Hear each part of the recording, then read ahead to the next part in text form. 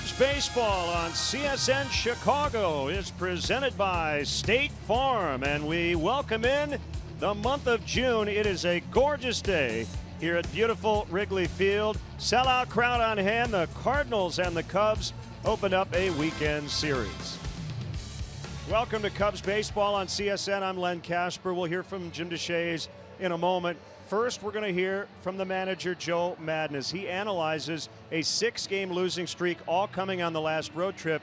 And he says you can talk offense all you want, but it always starts with the starting pitching. I honestly think it starts with starting pitching, or begins with starting pitching. I think that's what sets all that up for you. I thought it did last year. Normally, it means obviously that you're scoring a lot more runs in your opposition, thus your record should be pretty good. And but I also think sometimes people get hung up on offense, and sometimes it can be generated in other ways. And I think it was a combination of pitching and defense. Plus, we did play pretty good offense too. So just moving forward, that number is going to get better, and as that number gets better, you're going to see the wins start to come in our direction. If we had a struggle at all, I'd prefer it being now as opposed to the end of the year, and now we could work through it. So geography's helped us this year, where the NL Central is nobody's running away from us. So that's the part that you could hold on to a little bit. And I don't think we've been playing horribly either. That's fundamentally, I'm okay. We just haven't hit. We did not hit on this trip. But from a fundamental perspective, I'm not disappointed. There's still a lot of good things going on the field. We just have to get back to our offensive DNA. Well, JD, sometimes you have to kind of read between the lines with a manager's comments, but I thought he summed it up pretty well. Yeah, you know, Joe, and we mentioned on the road trip, he's all about Hakuna Matata, just kind of go easy, relax. He's tried a lot of different things. He's moved guys in and out of the lineup, up and down the lineup, rested some of his regulars, just trying to find a spark. Schwarber down today, Happ hitting leadoff this afternoon. And the point he makes about the geography, about the National League Central, he's spot on there. Nobody's giving any indication of running away and hiding. Over the last 20 games, the Brewers have been the best in the division. They're 11-9 during that stretch. And the Cardinals have not been playing very well. They've won their last 2 games, but something like 5-10 over their last 15. They're having a hard time scoring runs, and the difference for them is their starting pitching has been the best in the National League. So they've pitched well, struggling to score runs. We know that story, obviously. Joe's dead on. The pitchers got to perform a little bit better. But yeah, the bats. I mean, that road trip was pretty ugly offensively. All right, should be fun. Cardinals and Cubs coming up from Wrigley Field. It's the opener of a 3-game series. We'll have the lineups and the first pitch next.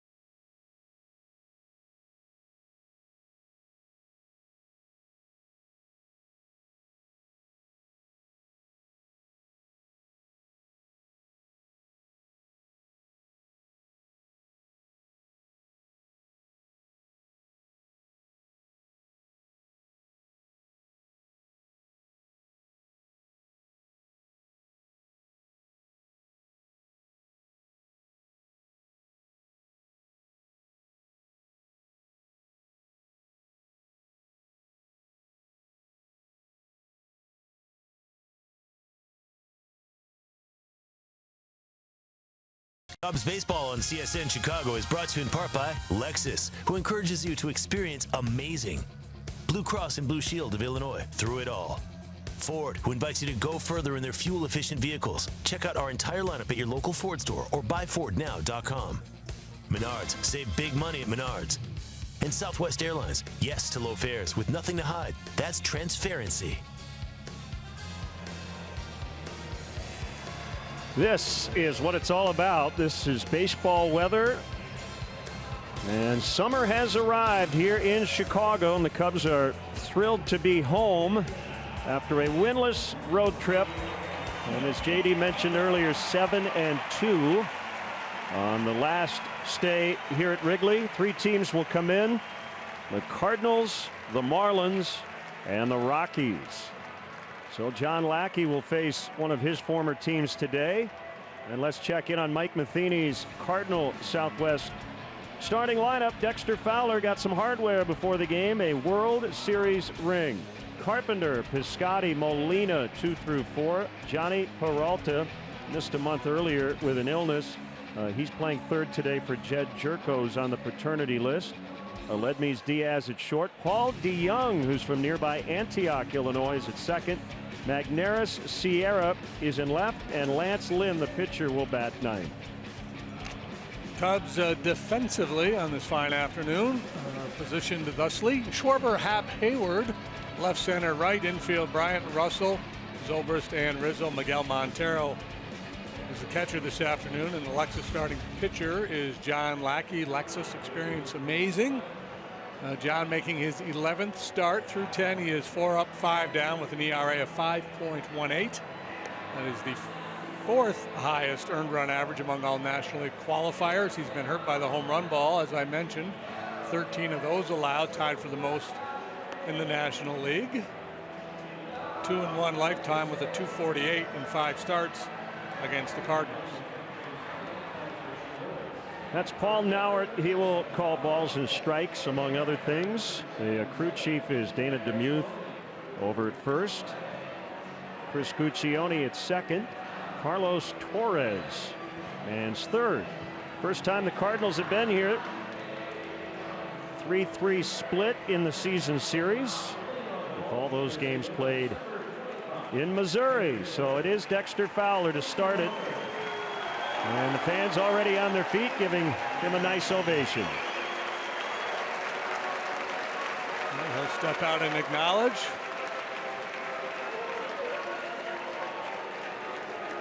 Probably the only time this weekend you'll see the red shirts and the blue shirts standing at the same time here in the ballpark. Right. Here we go. Lackey's first pitch, just off the outside corner for ball 1.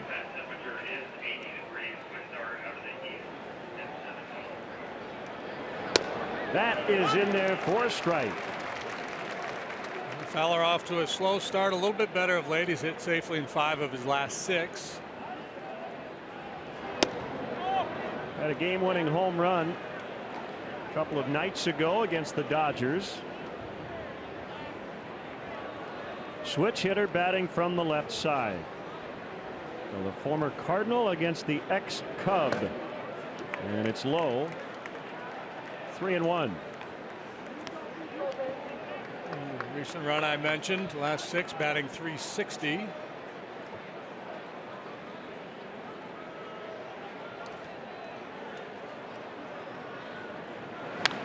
Pulled foul.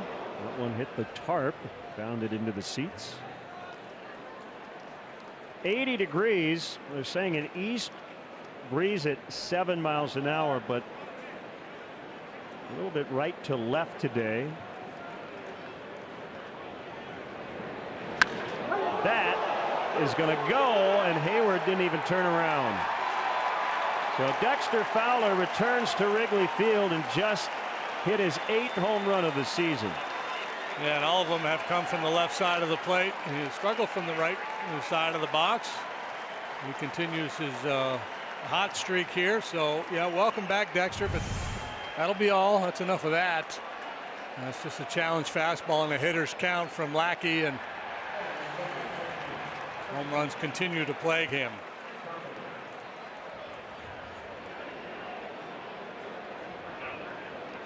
Not much doubt about it. Second leadoff homer this season. Now Matt Carpenter takes a strike on the outside corner.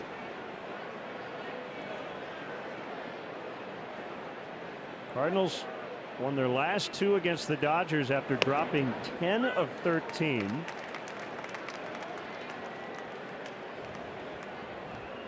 So they trail Milwaukee by a game and a half.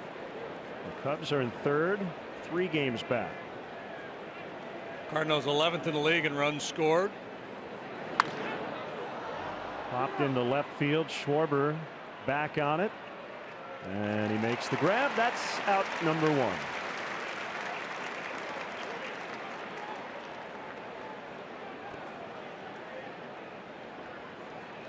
Now Stephen Piscotty, the right fielder. You and I think, are in line in terms of there are no statement games or statement series. It's a long baseball season. I absolutely think there's a sense of urgency, some frustration within this clubhouse. But I don't think it really matters that the Cardinals are here. The Cubs just want to play better baseball. Doesn't matter who they're playing. Right, absolutely. It's it's a fun series anytime these two teams get together because of the rivalry, and it's great for fans to talk about it and point to it. But from the players' point of view, they just want to start winning games. Slider in there for a strike. Scotty recently left the club for 5 games to be with his mother. And when he returned, he disclosed that she was recently diagnosed with ALS. So it's been a tough time for him. That ball needs to be caught, and it's not. Obviously, the sun is an issue today, but there were 3 Cubs in the area. And Piscotty will get a very cheap single. Yeah, that's one where Jason normally is going to run off the infielders here, and I think Jason just yielded, assuming Zobrist was going to make this play.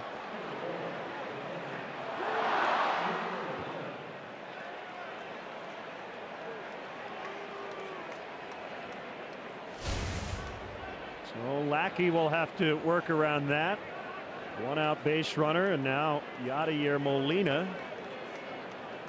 who's not slowing down as he gets older. He has caught more innings than any catcher in baseball this season, and fouls out of play. Well, maybe energized by that contract he signed right at the end of spring training. A very lucrative extension, takes him through 2020. Hits it on the ground a lot. Lackey would love to get that ground ball here, get a double play, get to the dugout. Inside corner. Molina's a very smart player, and in this situation he's going to be looking to shoot the ball to the right side, get it airborne, go right center. He does a lot of work there.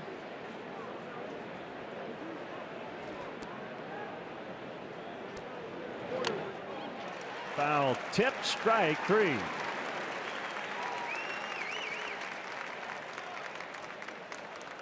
Yeah. An ugly swing and an elevated fastball, and Molina's a guy who typically doesn't strike out much. You can see he was thinking about right center.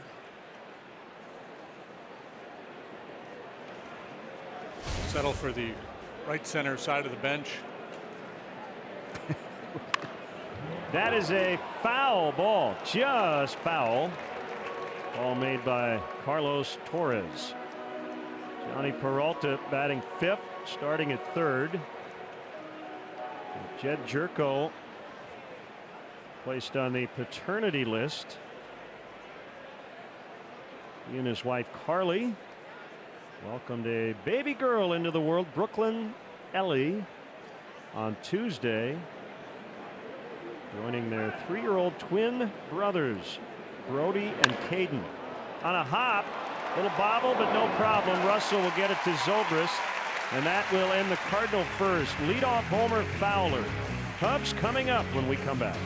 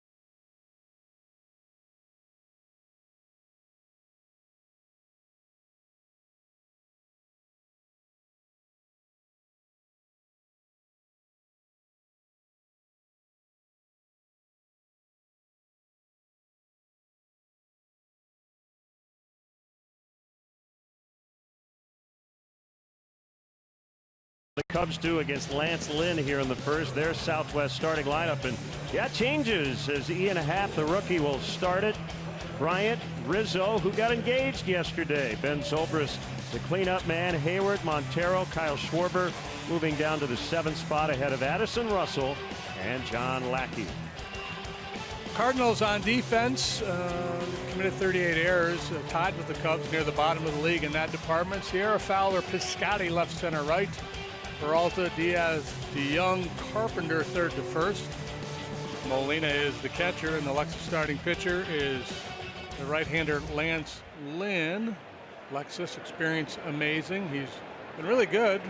4-3 with a 2.93 ERA. And boy, he's on the attack, throws that fastball about 75 to 80% of the time. He doesn't light up the radar gun, but he'll get good movement on a 2-seamer, and he can elevate. Gets a lot of backspin on his 4-seamer. The leadoff man, as always, presented by Benny's Beverage Depot. If Ian Happ gets a hit here, Benny's will donate $100 to the Greater Chicago Food Depository. Lynn works from the far first base side of the rubber. That's his first strike of the afternoon. Debatable.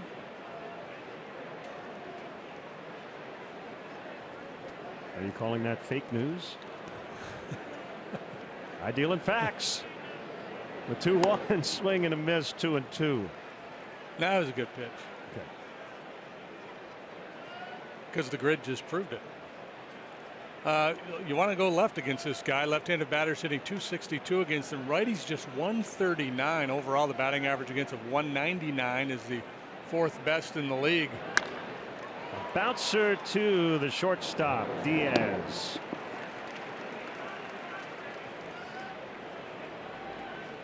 Listening to Luke and David on the pregame, and David DeJesus thought that possibly Happ going from the middle of the order to the leadoff spot might take a little pressure off him.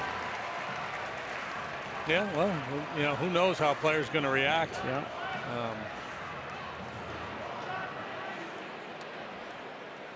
I think sometimes what Joe will do is, if a guy's struggling, he'll put him in a situation that says, I trust you.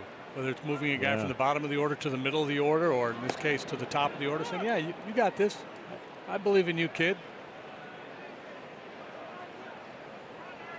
And nobody knows, and everybody's different, but I do think the 4 and 5 spots might make a guy think a little more about, I got to drive in runs, as opposed to just do what you do. I think the other part is just something different. Bryant hitting second today. Yeah, and I think too, as a manager contemplates his lineup, and he's, especially when you've got a struggling club, you're finding a way. Well, where can I find a way to? We're going to generate some offense, and he wants to have Zobrist behind Bryant and Rizzo, because Zobrist has been swinging the bat pretty well. Popped up. Shallow center. Fowler in just a few steps. Chest high catch. 2 outs.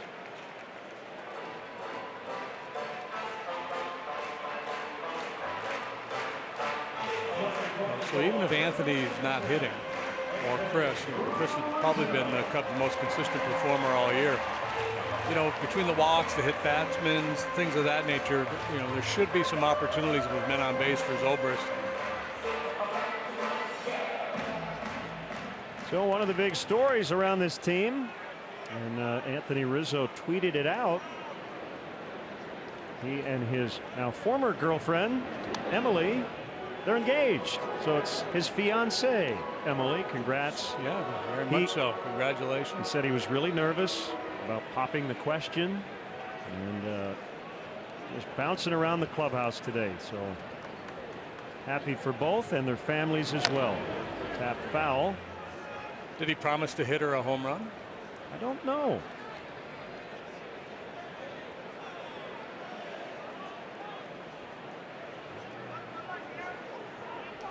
How about that shot? Looks like they're standing on a bed in the middle of Lake Michigan. Is that your boat that they borrowed? No, or what? they didn't. No, they got somebody else's. I think there were some fireworks involved too. Now back to baseball. 2-1. Rizzo. They overshift to the right side of the infield.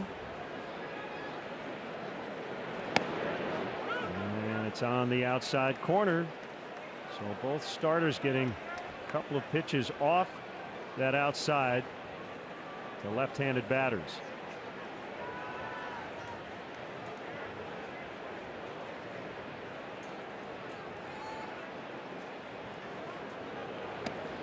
Lance Lynn, lifetime 65 and 42. Did not pitch last year. He was hurt.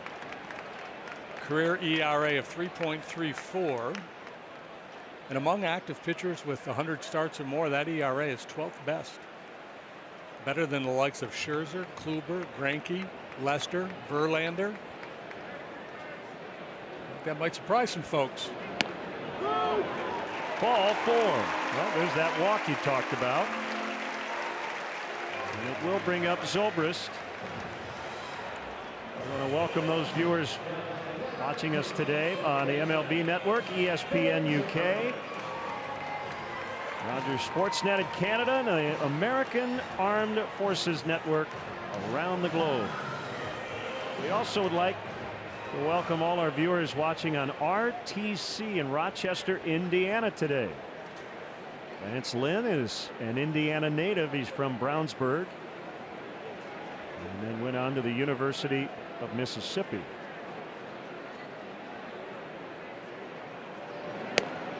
Strike one to Zobrist. He had a weird trip. 0 for 11 and 5 walks. Battling a sore left wrist. Snapped his 25-game on-base streak on Wednesday.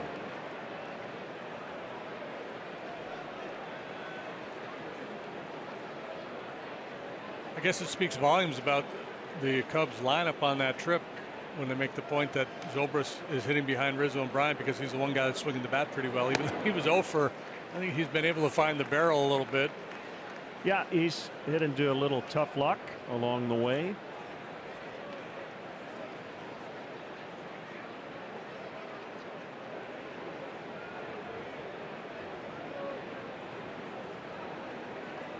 One and one, short lead by Rizzo, and it's inside. I was talking with our buddy Ron Coomer before the game, and he said when he was in the minor leagues, he was taught to really focus on quality of at bat, to take the results out of it as much as you possibly can. It's human nature to look up at your batting average. There's a bouncer backhanded by Carpenter. So Zobrist hit it hard, but right to Matt Carpenter. After an inning, it's 1-0 St. Louis.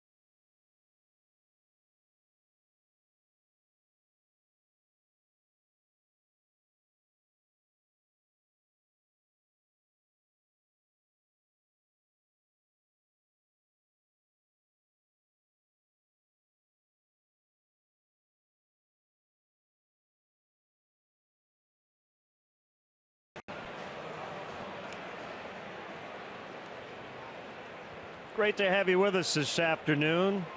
Cubs hosting the Cardinals to open up a 3-game weekend, and Aledmys Diaz takes low, according to Paul Nauert.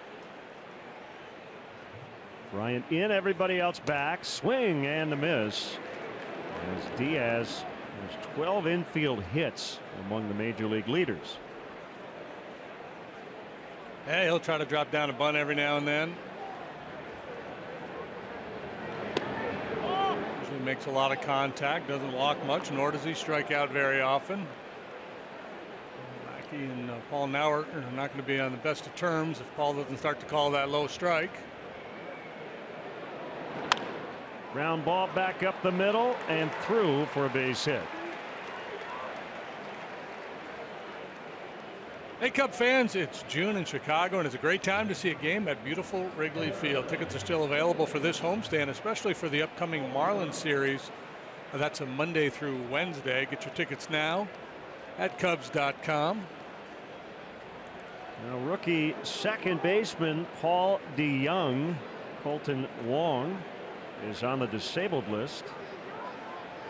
DeYoung was selected from AAA on Sunday, and he homered off the bench in his first career at bat in Colorado. 23 years old. He's from Antioch, Illinois. That is on the Wisconsin border, not too far from here. Played at Illinois State. 4th round pick, 2015. I'm told he did not grow up a Cub fan, but he has a lot of Cub fans among his family and friends who are here today. I guess he rooted for the Braves, watching their games on TBS. Well, he's got a lot of things going for him. I guess we can forgive him that. He's a pre-med guy in college, smart kid. Gets by and allows Diaz to advance to second.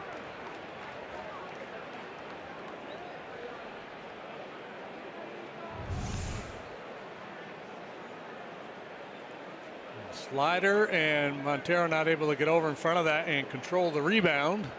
So off it goes to the backstop, and off to second base goes Diaz.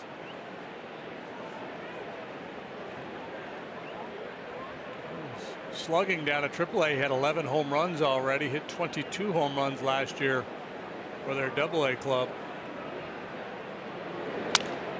Broken bat pop up right side. It'll be Zobrist. For the first out.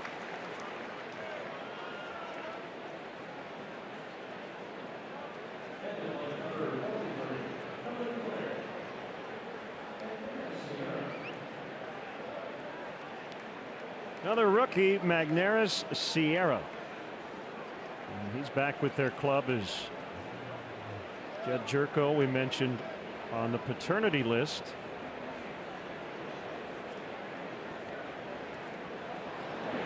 Ground ball towards center. Here comes Diaz, and it's 2-0 St. Louis. Single, wild pitch, RBI hit. And he now has an 8-game hitting streak to start his career. He's the first Cardinal to do that ever. Well, yeah, John Lackey, we talk about it all the time. He normally very aggressive throws, strike one a high percentage of the time, and we've seen this year his hitters go up there looking strike. They're very aggressive early. I mean, it can work one of two ways for him. He can get a lot of early outs and be efficient, or he can give up some damage on that first pitch, as he does here with this RBI single to Sierra. Cubs expecting a bunt. Lynn shows early. Pretty hard to Rizzo, and Lynn kind of waiting around watching, and that'll be a double play. So Rizzo to Russell to Zobrist to end the inning, but the Cardinals have scored in each of the first 2 frames.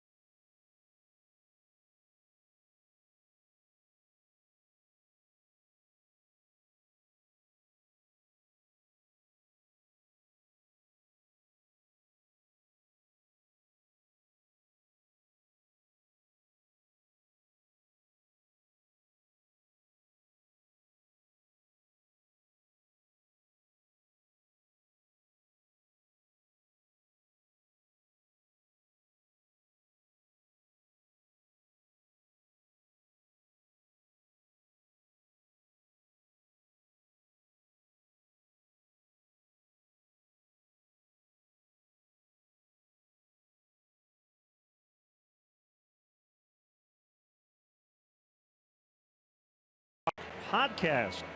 Former catcher, current Cubs mental skills coordinator John Baker joins Patrick Mooney to discuss the psychological aspect of the game and how it impacts the play on the field. Plus, what Joe Maddon can do for his team after an 0-6 West Coast trip.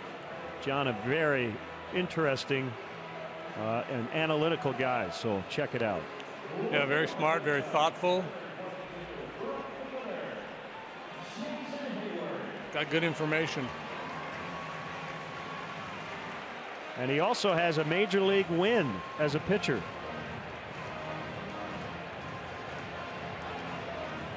And former Cardinal Jason Heyward batting 5th today.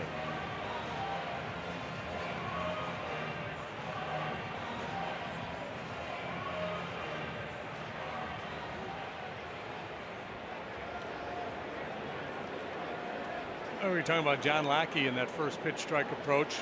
Jason Heyward has modified his approach this year. He's been much more aggressive attacking that first pitch. Likely to see elevated fastballs a good bit from Lynn to Hayward. It'll lay off, get him down where you can handle it.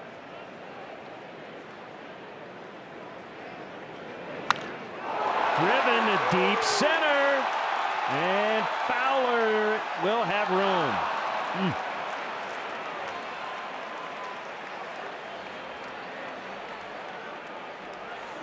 Yeah, boy, it sounded good. It looked good off the bat. Maybe another day with a little help from the wind. This flies out of here, but Jason got a little bit of that. When you see his swing, that the top-down swing, instead of that launch angle that so many guys are trying to find now, that that kind of path up through the ball, still a little bit of down through with Jason. That I think creates a little backspin that maybe causes that ball not to carry quite as far.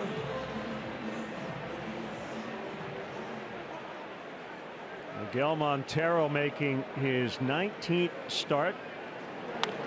In on the hands, foul pop, and this will make the seats behind the third base dugout.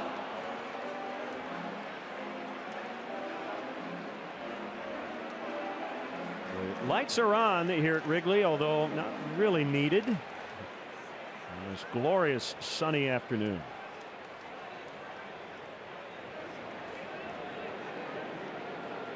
This is it, man. Doesn't get any better than this.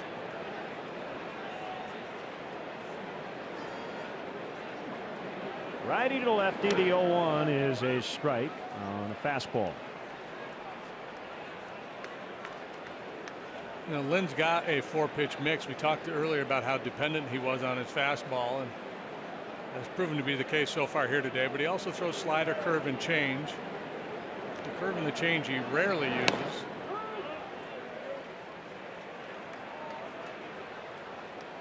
Kind of cuts against the grain. The typical thinking is to be a successful starting pitcher in the big leagues, you've got to mix your pitches and have multiple looks to get yourself through a major league lineup on 3 occasions. Lined out into right center. Picked up by Piscotty, and Montero continues his solid work at the plate. That was a slide ball here from Lynn. Pretty flat, didn't have a lot of action, and a good swing put on it by Montero. First hit of the day for the Cubs.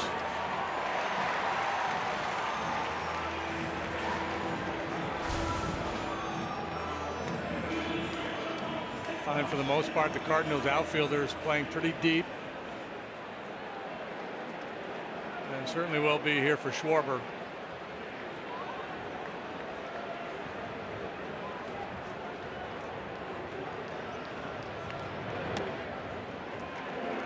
Almost got away from Molina. 1-0 on Schwarber. Leadoff man to start the year. Moved down to the 2-hole for a bit. Hitting 7th here today. Currently has the 2nd lowest qualifying batting average in Major League Baseball. Danny Espinosa of the Angels hitting 151. But back to the chat I had with Ron Coomer. He said, if you live and die with your batting average, you're not going to make it through a major league season. So you just try to put up a quality at bat. If you don't, you try to learn from it the next time you come up.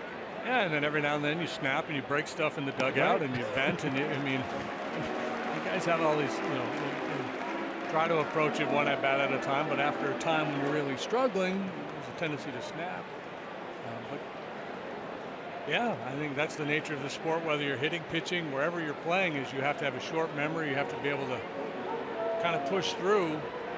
I say it time and again, the mental part of this game is so challenging. I had a teammate in the minor leagues, Tommy Barrett. Remember Tommy Barrett? Brother Yeah. Marty played for the Red Sox. Tommy, his season was he took 25 plate appearances at a time with 25 at bats, and he tried to go 8 for 25. Or, I don't remember whatever the number was. That's off the plate, and so whenever those 25 were done, he just kind of put those in the closet mentally. Boom, that's done. Start fresh.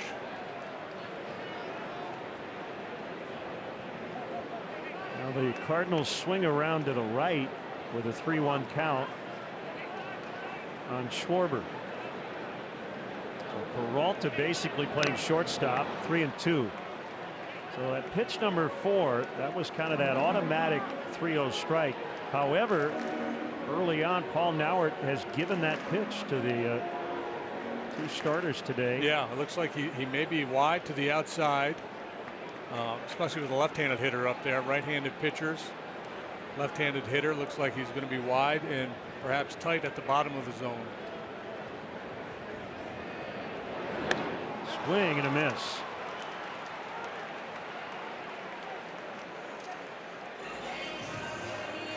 So after a 3-0 start, Lynn comes all the way back and picks up his first strikeout. And it'll be up to Addison Russell.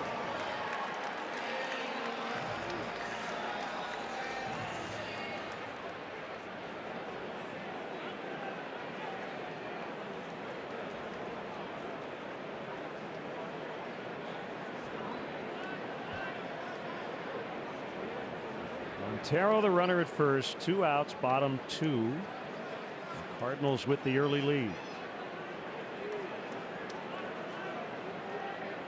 This rivalry dates back to 1892. Foul pop up. No play for Molina.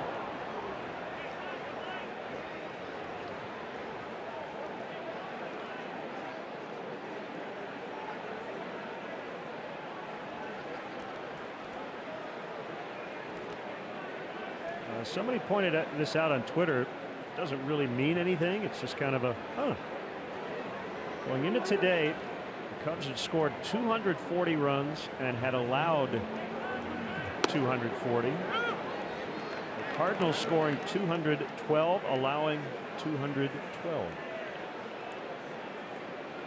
Sounds like a couple of 500 clubs. It does, and that's just about what they are.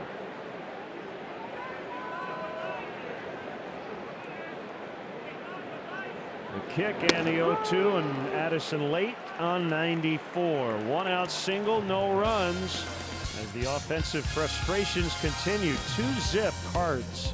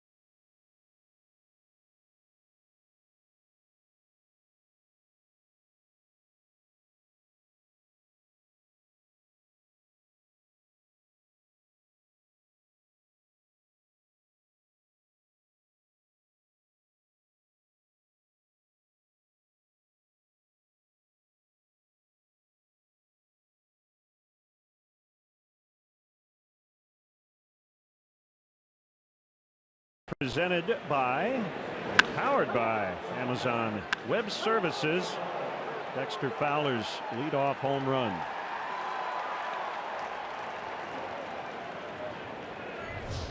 Number 8 for Fowler, not much doubt about it when he left at bat. And John Lackey, you see the breakdown on the home runs allowed. It's been a big issue for him, and his first inning in particular, he's now allowed 5.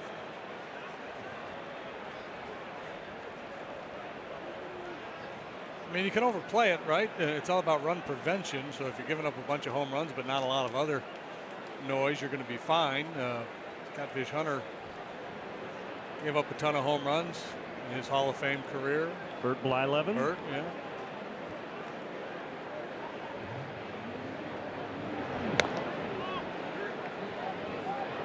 But if you're giving a bunch of home runs, you got an ERA in the 5s, and it's an area of concern. 1-0 on Fowler. Another ball struck well, this time for an out. Top spin rope.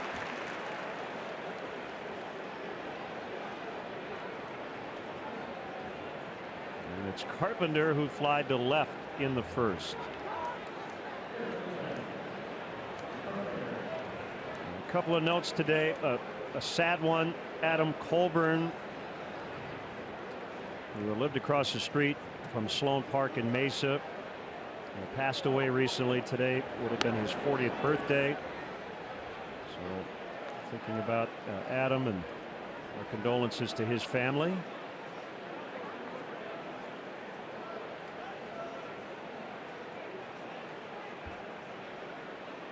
On a note to Carpenter, and the pitch. That's a strike. Yeah, and if Nauert's going to call that pitch off the outside edge and a little bit up, a little bit down, whichever, exploit it. Keep banging away out there.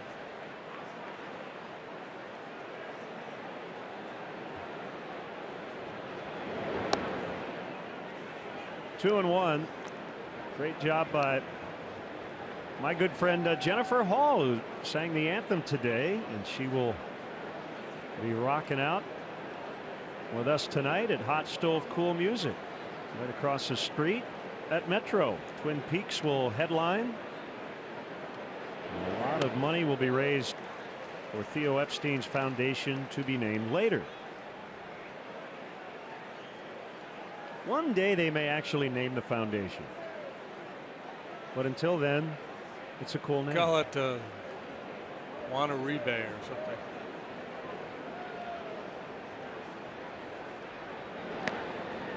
Wide for a ball, 3-2. Carpenter now 1 out of 14 in his career against John Lackey. We've talked about it a lot over the last couple of years. So this Cardinal rotation, or Cub rotation, excuse me, has been able to keep him down.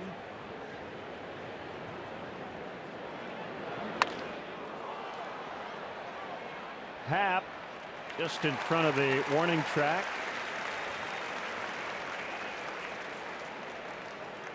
So 2 outs now. Piscotty.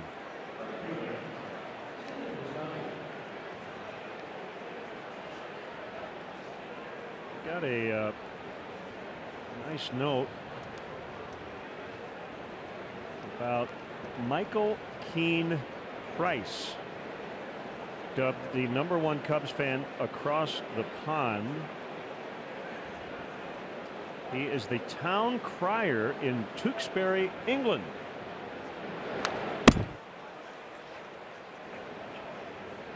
So he makes public pronouncements to the court. Hear ye, hear I you. don't know if we can shoot the booth here, but I got a picture of him in his work outfit. See, that'd be a good look for you. Yeah, that's I a good think. look. Especially the shoes, the big buckle I'd on be the all shoe. over that outfit. I'll just go stand out in front of my building and make loud pronouncements. Bob Tewksbury, where are you?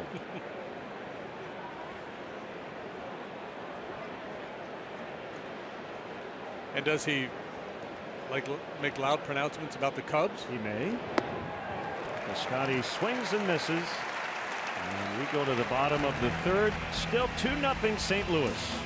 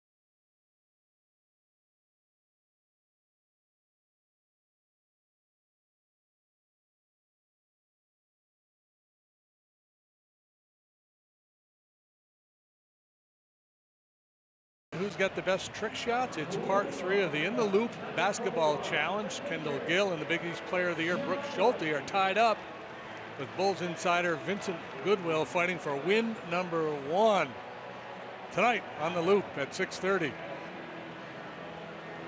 Great to see our colleague on his off day, Keon Dolachahi. He produces White Sox baseball and Blackhawks hockey for CSN. Want to send a shout out to our buddy Hawk Harrelson, who a couple of days ago announced his retirement following the 2018 season. He'll work about 20 games next year. So congrats to Hawk, and also to Jason Benetti, who signed a long contract extension. Lackey bounces to Peralta, who will lob over to Carpenter for the out.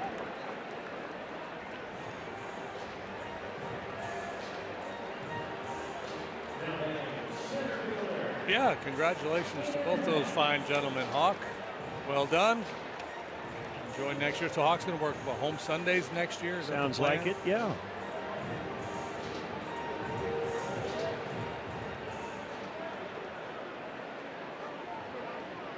I think Hawk's final broadcast needs to end in a walk-off win, right? So he can say, you can put it on the board, yes. Double meaning, right? Yeah, and this career is over. This career is over. But he's going to stay on beyond as a club ambassador, yes. So he'll be around. We will see the White Sox in late July, 2 here and then 2 on the south side. I'm going. You got it all figured out. I love it. Just drop the mic. I'm going. I'm gone. That's great.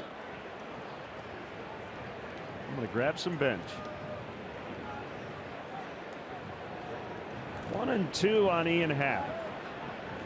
Lance Lynn working with a 2-0 lead.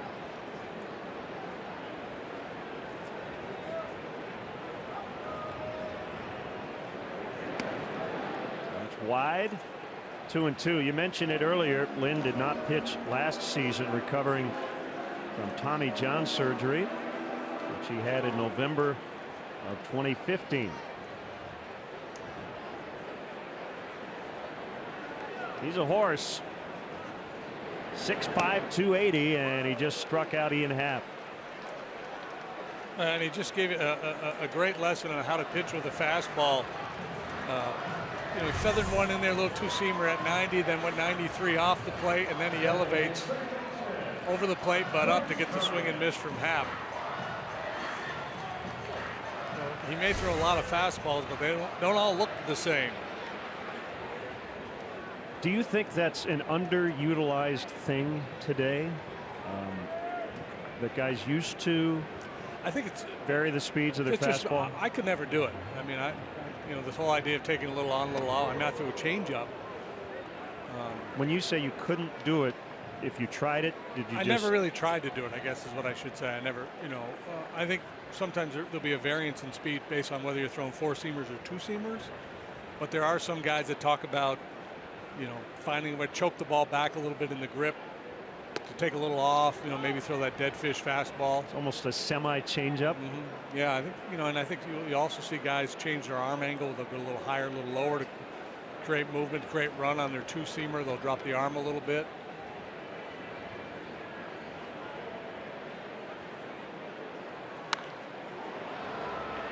Foul pop off of first.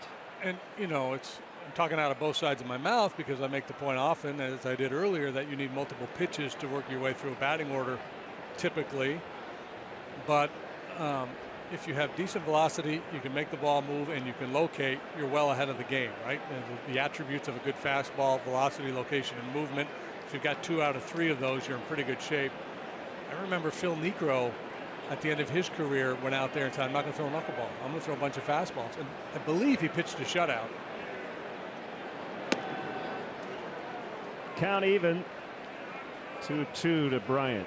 Now, it, you know, might have been September. This was one start. Yeah, one start. It was, you know, his career, it was his final year. And he said, I'm going to go out there without my knuckleball to prove to everybody that I didn't need this pitch to be successful. Just needed it to be a Hall of Famer.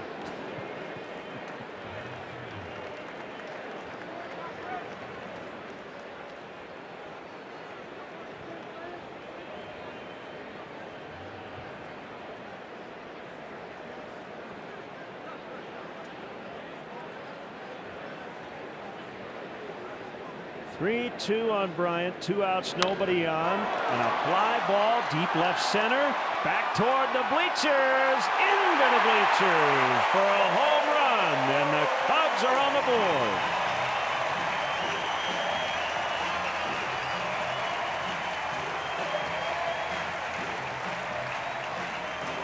That would be a dozen for Chris Bryant. This looked like a slider, yeah, a slide ball or cutter. And like the Montero base hit, and not a lot of action until it met the barrel of Chris Bryant. Nice smooth pass and gone.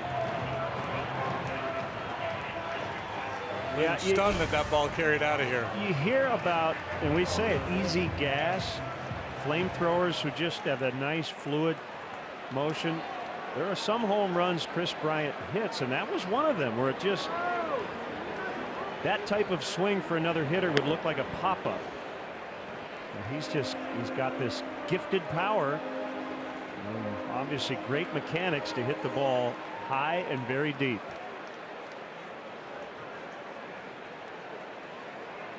It's the third home run allowed by Lynn to a right-handed batter this year.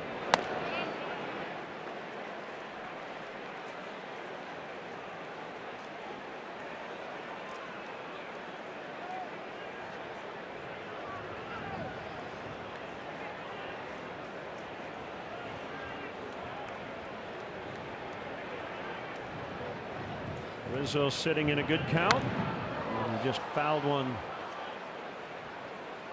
just out of the ballpark as it bangs off the roof down the right field line.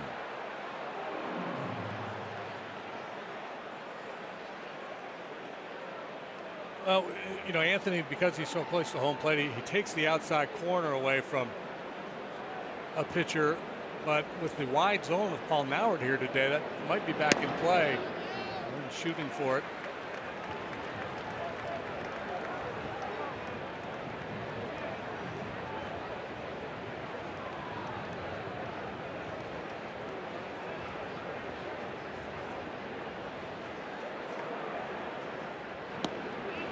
He walked him for the second time.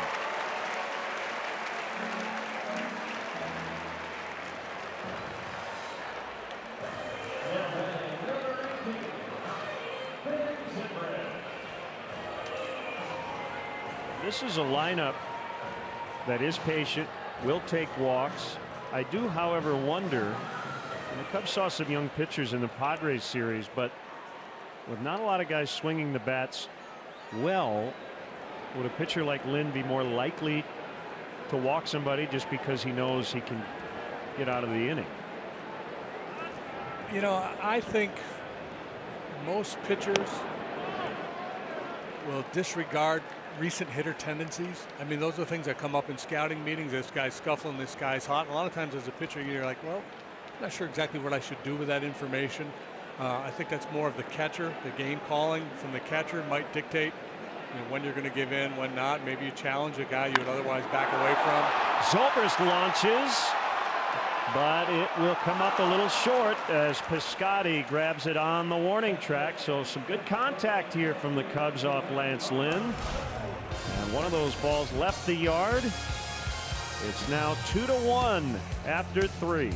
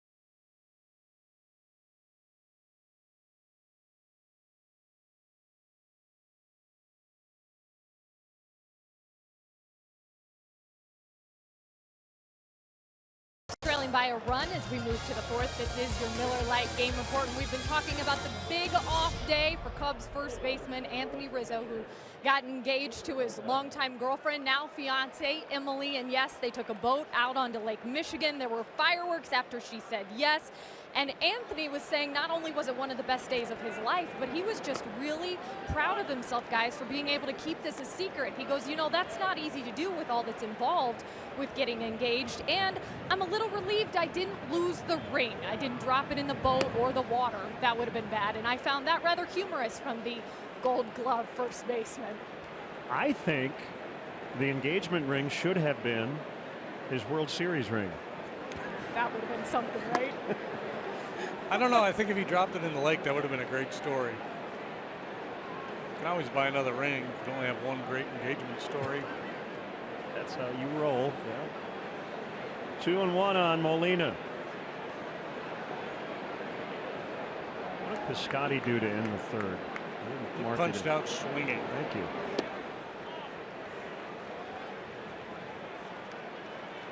Three balls and a strike. Hey, we want to give a shout out to the Myrtle Beach Pelicans. They're taking BP right now, and they've got us on the big board for their game against Down East. Down East? Yeah.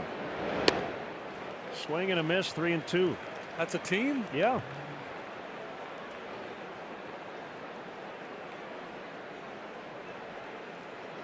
Huh.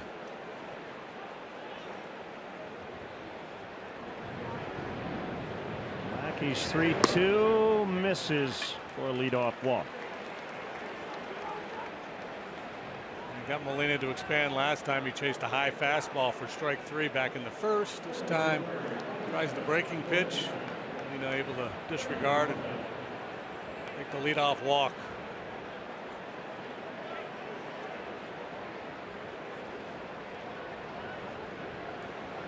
Peralta 0 for 1. Molina might be the slowest runner in the game, but don't go to sleep on him. He'll occasionally pick his spots when he knows the pitcher's not giving him much attention. Yeah, he's tried 5 this year. He's been successful 3 times, caught twice. Peralta hits a ground ball, double play chance here, and they turn it. It goes 6-4 to 3. Peralta not very fast either, so ball on the ground, dangerous situation. And turns into a nice double play for the Cubs. Got in on the hands, medium pace ground ball to short. Slow runner on first. Molina not really able to influence Zobrist on the turn. Peralta not yet in your picture as that play is completed. That would be the Down East Wood Ducks. They are an affiliate of the Texas Rangers. I like it.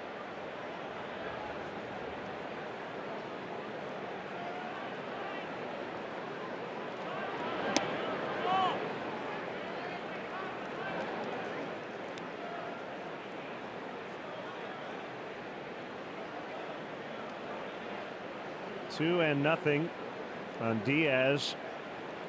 Leadoff single and a run in the second inning. Now we're in the fourth. So Mr. Met got fired, huh? Mr. Met. Well, well, one of the Mr. Mets. One of the Mr. Mets. Or making an obscene gesture. Yeah. Who knew there were more than one Mr. Met? That's a little disheartening to find out. I do feel like there's a certain segment of fans there who kind of like that he did that, although. Yeah, if it was going to happen anywhere, right? New York was that's the right spot. You'd like to think you just get one freebie in a year, just one. Well, okay, so they announced that they're firing the guy who was in the Mr. Who's ever going to know, right? Right, it could be the same guy. Yeah. Hey, look, we've got to say this. He's gone. Yeah, just don't do it again. You're not really gone. You're just.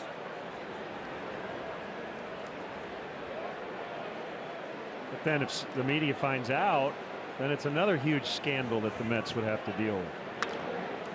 Diaz with a rollover grounder. Russell's got to hurry. got him at first. Mike Matheny wants a couple of seconds just to find out that that call was correct by Dana Demuth. The Cubs will slow walk it off the field, waiting for the ultimate decision here from Matheny as the clock ticks down. No challenge. Boom, boom. Still 2-1 Cardinals.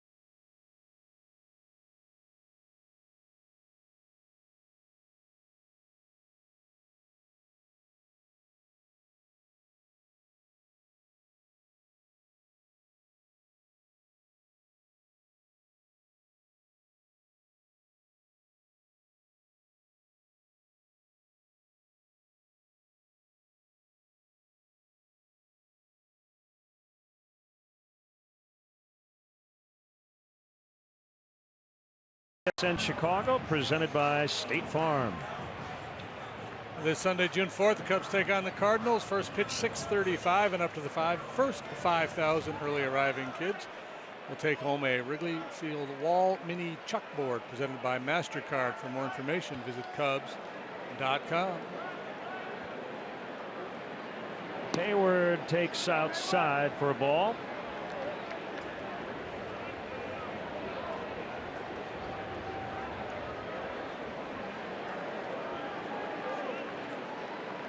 There it is. Ground ball to the second baseman, DeYoung.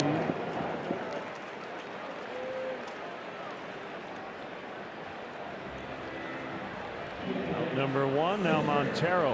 1 for 1 today. Pitching matchups for the rest of the weekend. Tomorrow, Leake and Lester. So Lynn, Lackey, Leake, Lester the first 2 games. Waka, Hendricks Sunday night. So all right-handers scheduled. Adam Wainwright yesterday made history. First time in Cardinal history.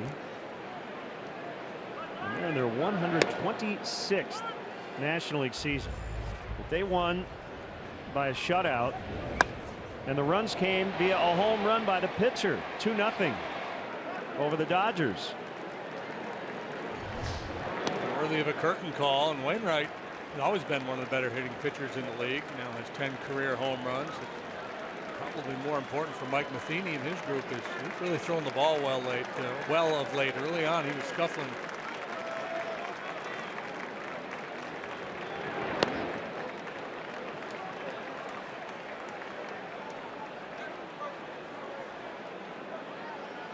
So there's an adage in the game that is pitch a shutout, hit a home run, right? Yeah.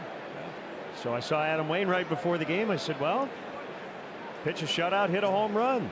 That's exactly what he did. 6 innings of shutout anyway.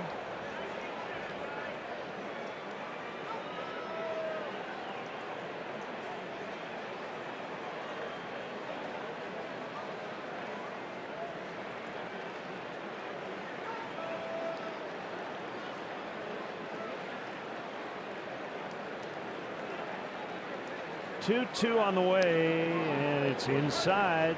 Not by much, if by any. Yeah, the leeway has come off the outside edge to the left-handed hitters. It's a borderline call. Miggy's kind of hanging in there, willing to take one for the team. Drifts back towards the inside corner. According to our Toyota pitch cast, onto the inside corner. Montero singled last time on a slider. Cardinals with a National League best 3.15 ERA from their starters. Lynn's 293, good for 5th best in the league. Pretty well hit to left. It's Sierra circling. And Montero's out. That'll bring up Schwarber.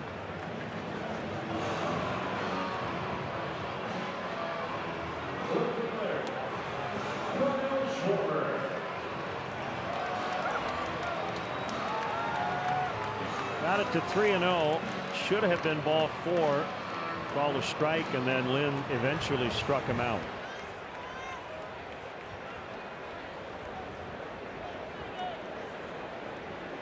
Talking about snappage earlier, that is the kind of at bat after which you break stuff. Yeah. Right. You got the hitters count, and then umpire blows a call against you. You end up chasing a pitch out of the strike zone.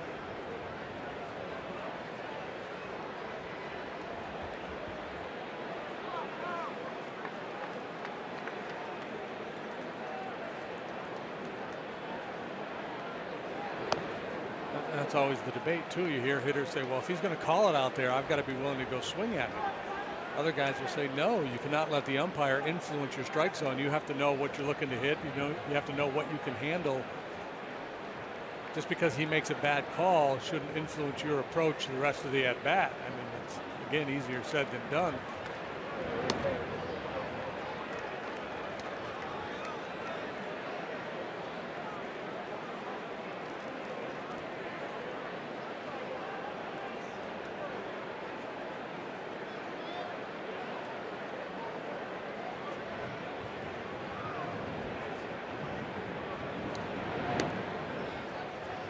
Outside, 3-1.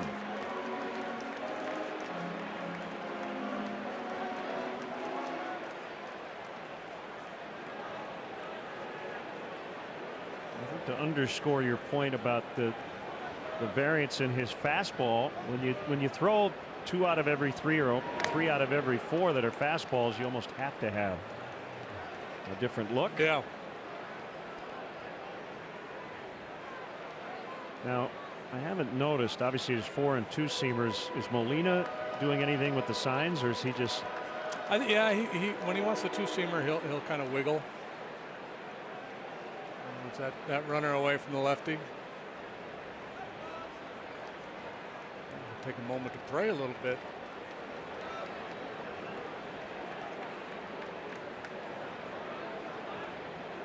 How many foul balls do you think he's been hit with in his career?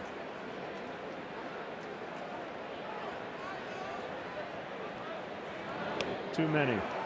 Schwarber strikes out for the 2nd time, and the Cubs go in order for the 1st time.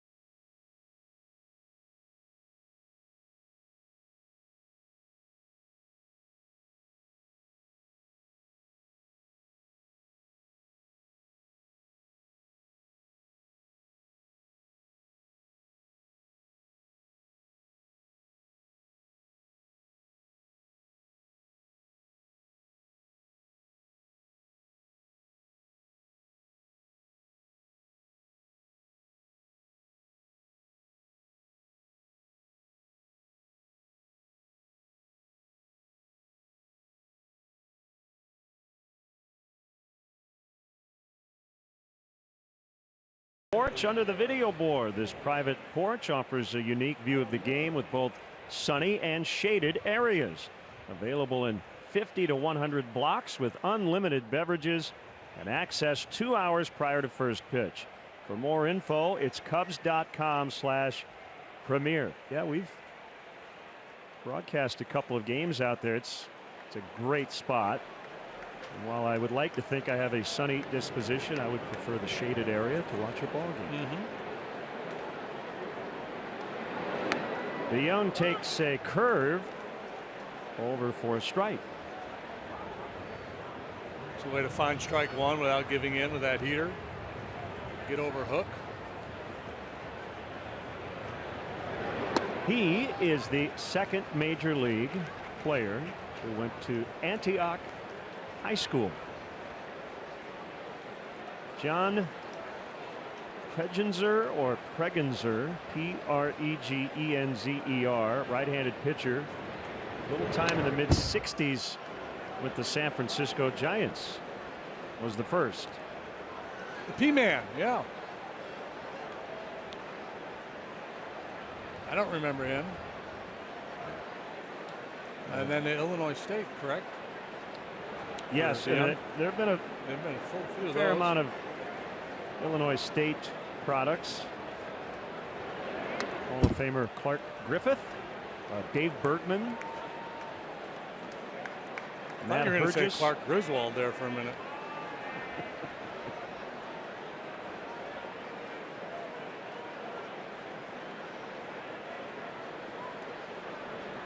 The 0-2 is hit in the air, towering fly ball to right center. And Heyward will take it from the rookie hat.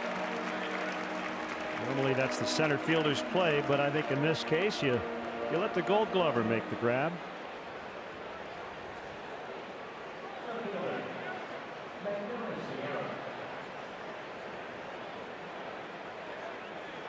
Sierra has gotten his career off to a great start.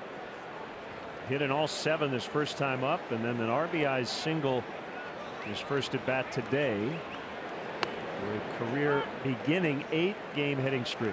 Yeah, and the narrative around him when we saw him the first time was, well, he was on the 40-man roster. We needed an outfielder who could, we knew was competent defensively. We did not expect to get a lot out of him with the bat, but so far so good. Also, I seem to recall they might have been in Florida, maybe playing the Rays, and they grabbed him from their high A club in Florida, so it just might have been a call-up of somewhat convenience as well. And that has happened in the past. That's the Jamie Carroll story that I love, from Evansville, Indiana. In September, the Expos needed an extra guy, and they were here at Wrigley Field. And all right, who's from the Midwest? Let's go grab Jamie Carroll from the minors. And he put together a pretty long career as a result.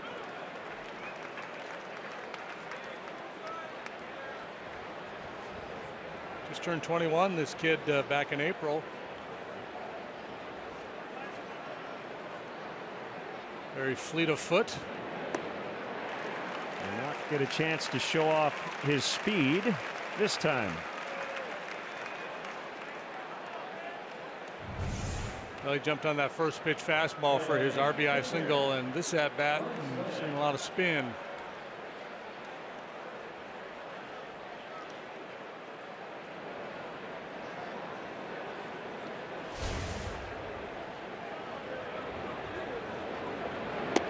Now the bad news for Lance Lynn is he bounced into a 3-6-4 double play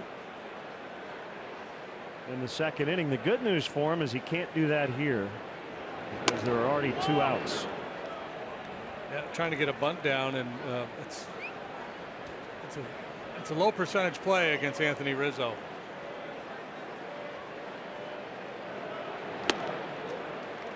Mackey would love a quick inning here. Try to get deep into this ball game. Pitch count in pretty good shape.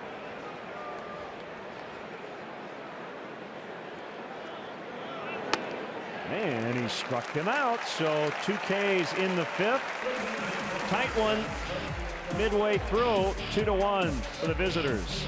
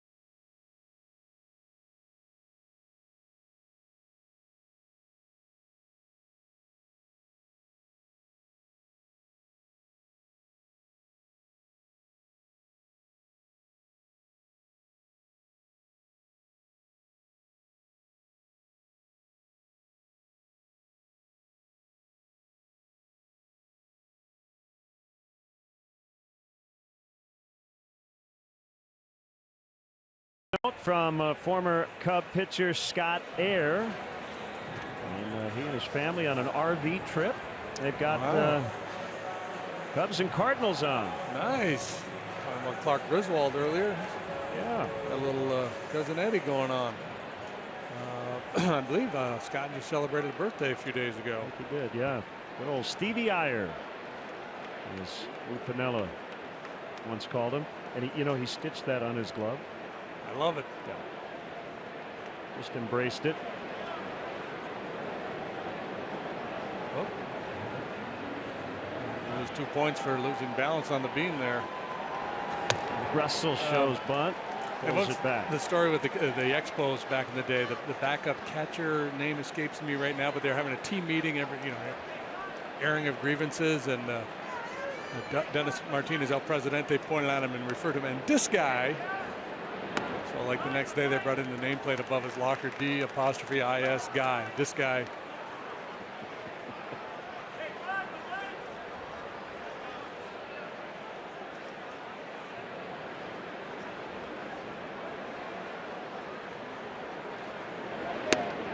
Home run swing, and he missed it. 2-1. One year I was in spring training with the Yankees when I was first coming up. Ricky Henderson was there, and some fan was clamoring for a ball, and Ricky looked into the dugout, and I was sitting there with Kelly Falk, was another minor league pitcher. And foul. Henderson said, "Hey, throw me a ball." And Kelly says to him, "If you can tell me my name, I'll throw you a ball." Ricky, no chance. No. Did he try? No, he just looked at him, blank stare. "Oh, come on, man. Throw me a ball."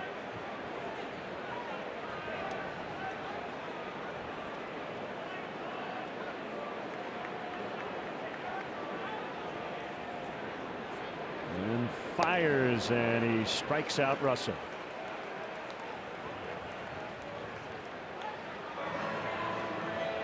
This Tuesday, June 6th, the Cubs host the Marlins at 7:05. JD's favorite day of the year. Up to the first 10,001 early arriving 21 and older fans, and one Cubs broadcaster will receive a Cubs floppy hat presented by Rum Chata. Tickets are still available for this matchup. Visit Cubs.com. Now, I assume they have 10,001 hats. If not, it's the first 9,999. I'll be here early. Plus one. So my question is, are there two varieties of that hat as pictured there, or is it reversible? Are you expecting me to answer that? throwing it out there in hopes that somebody in the know will let us know. 1-1 on John Lackey.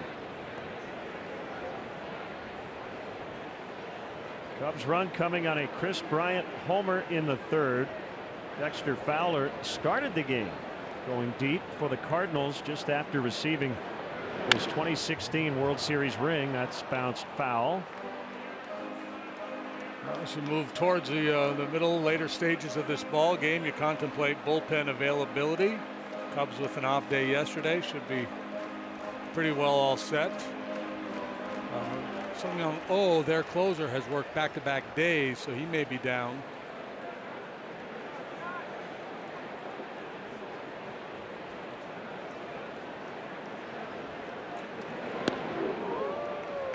John had to back out of the way of that pitch.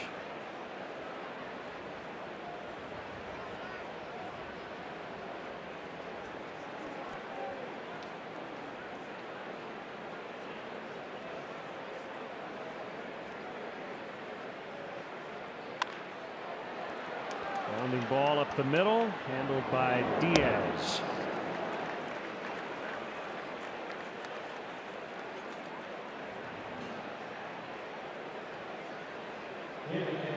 Six in a row retired by Lynn. And it's Ian Happ in the leadoff spot today for the first time in the major leagues. He told me before the game he hit leadoff in high school and then did it for AAA Iowa, so this is not altogether unfamiliar to him. First 8 games in the big leagues, 357. His last 8 going into today, 071. There's that wide zone again from Paul Nauert.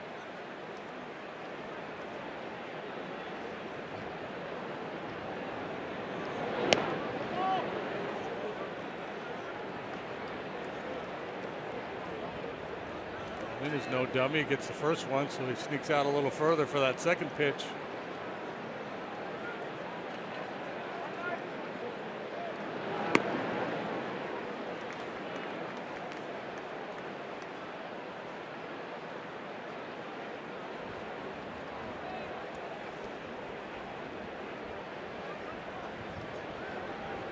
First place Brewers hosting the Dodgers tonight. Clayton Kershaw against Jimmy Nelson.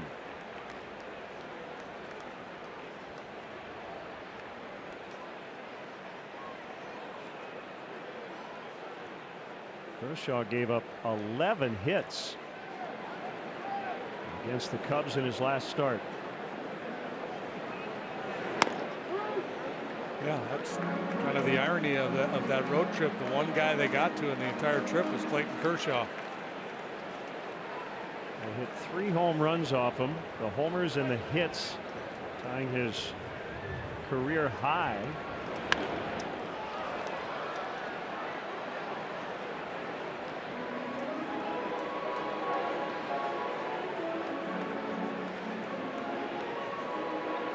Lynn is a big humanoid, listed at 6'5", 275 in the Cardinal press guide.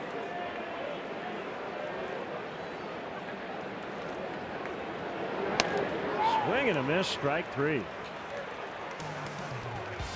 So these starting pitchers have been the story early on. We go to the 6th. It's 2-1 St. Louis.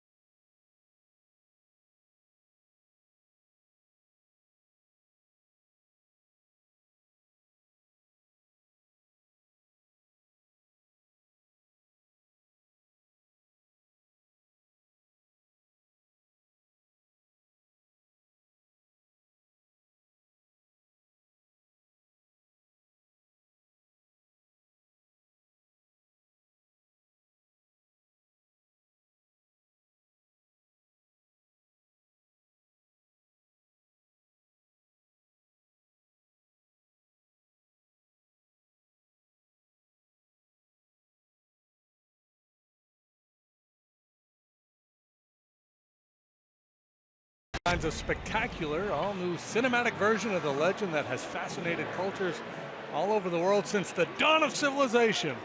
The Mummy, in theaters June 9th.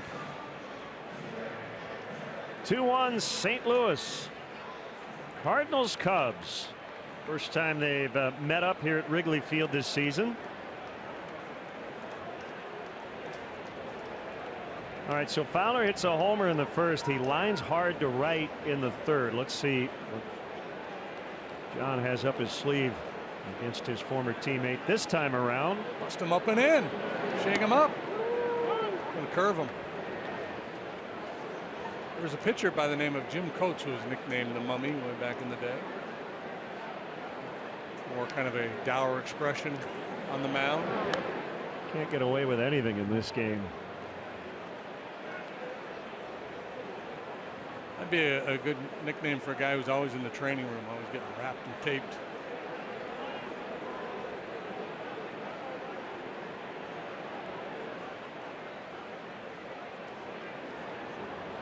Otero slides toward the outside. The pitch, though, back over the plate. It gets the desired result.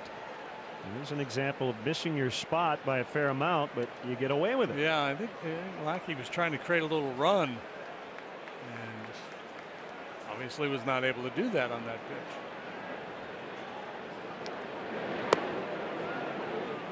I will say, though, sometimes a catcher will call for something, and as a pitcher, you know, you don't want to shake a location necessarily. Yeah, I want to throw my fastball, but I don't want to throw it right where you're asking for it. But I don't want to shake. I don't want the hitter to start thinking along with me. And I sometimes you just don't want to take the time. Sure. I'm going to call it for out there, but I'm not going to throw it out there. Catchers tend to shift late because they don't want that batter to know where you're going. I'm guessing there are a few hitters who have that sense, right, where they can kind of. Some guys peek, sometimes kind of feel it a little bit.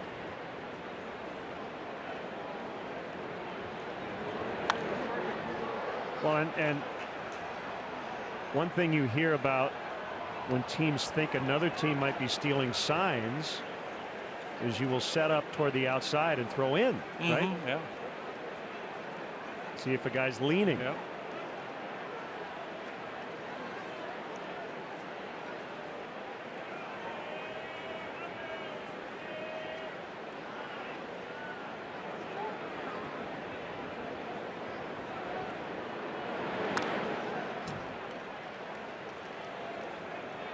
Well, it was Dexter Fowler and Jason Heyward who got kind of caught up in a huge misunderstanding in spring training last year. Remember, Madison Bumgarner struck out Hayward, and Jason looked at Fowler at second and basically went, "Was it a strike?"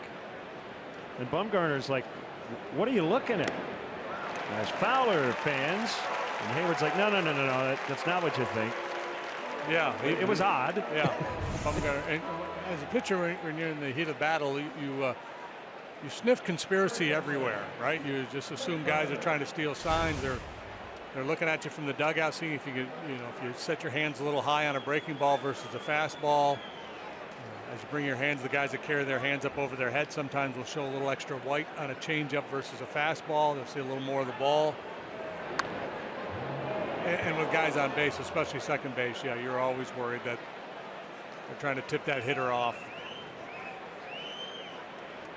I think because it was spring training, Jason probably didn't think a pitcher would think he was trying to steal signs, and he wasn't, but I think he understood that it looked a little odd.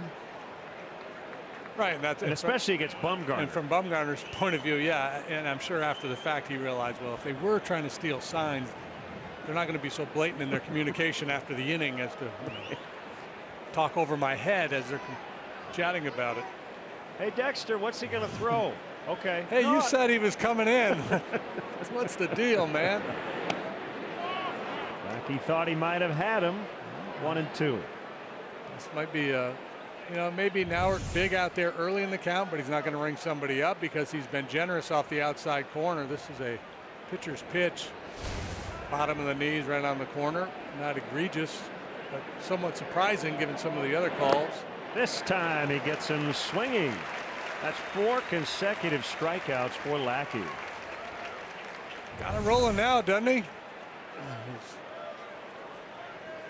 kind of become more breaking ball centric here the last couple of innings, and he's getting swings and misses.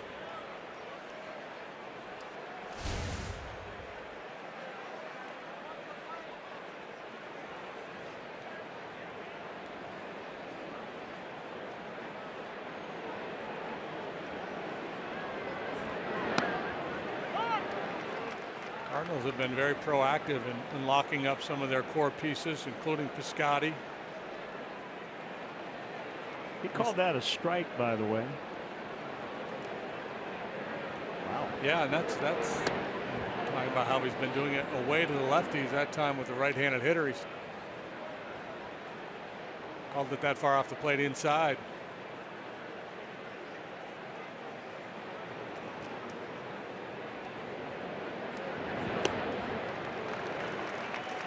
One and two to Piscotty.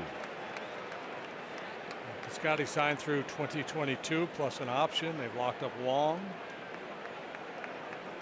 Molina, Carpenter through 19 plus an option. Same for Jerko, Carlos Martinez. So we'll have the cost certainty going forward.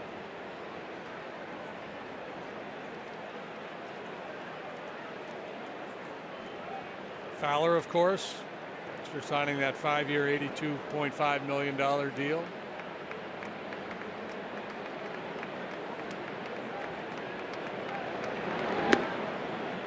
Three and two.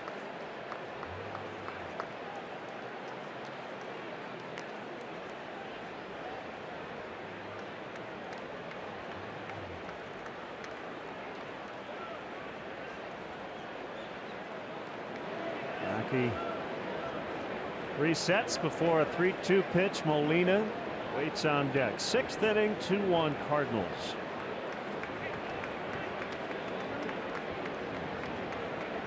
And the pitch. It's a walk, and it will bring up Molina.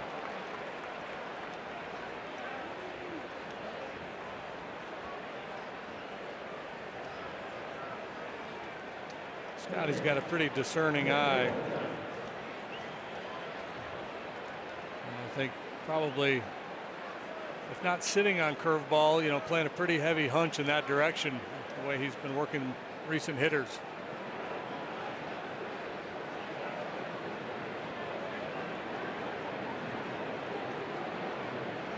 Ground ball to the shortstop, Russell. Zobrist at the bag. Cardinals leave one and lead by one.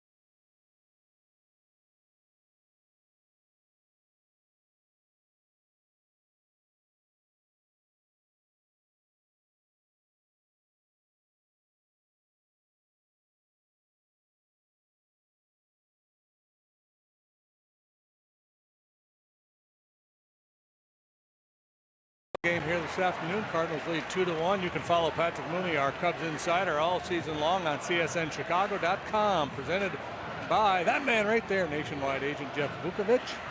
Go to jeffvuk.com or follow him on social media nationwide. It is on your side. It's go time. Yeah, it's a one-swing ball game.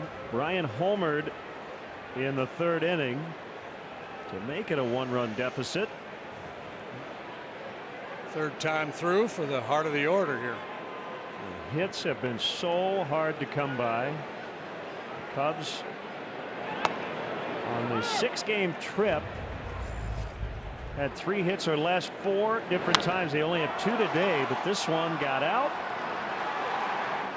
just over the 368 marker in left center.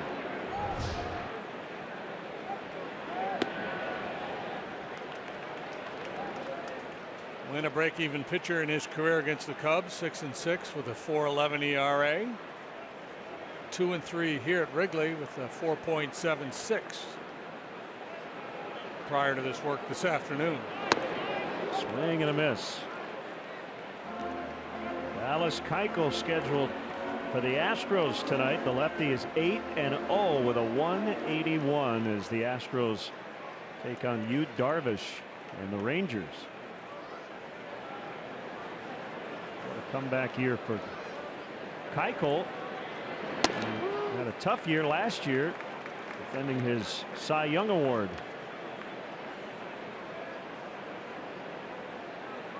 Nobody saw 2015 coming for him, and then nobody saw 2016 coming, and I don't think anybody saw 2017. He keeps going in the other direction. He is an international man of mystery. You say zig, I'm gonna zag. It's like a flash in the pan. No, not so much. That was legit, folks. Good stuff matchup in New York tonight. Pirates and Mets. Cole and Harvey. 3-2.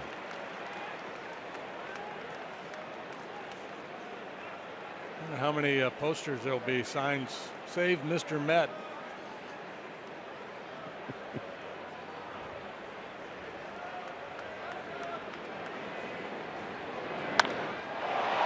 Flying to right center. Fowler will get it as Piscotty just backed out of the way.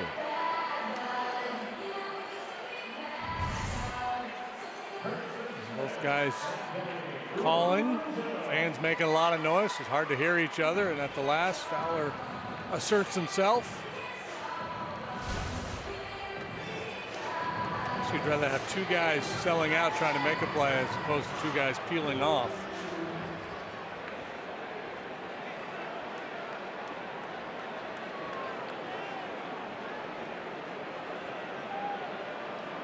Well, Rizzo will soon walk down the aisle. He's walked down the first baseline twice.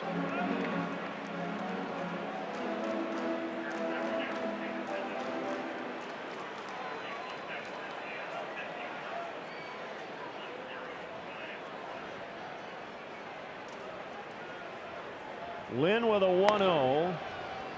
And Rizzo's ahead yet again.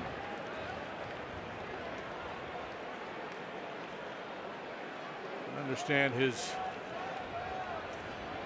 tentative nature here with Anthony. Rizzo 11 out of 32. It's a 344 batting average. A couple of long balls in his career against Lynn.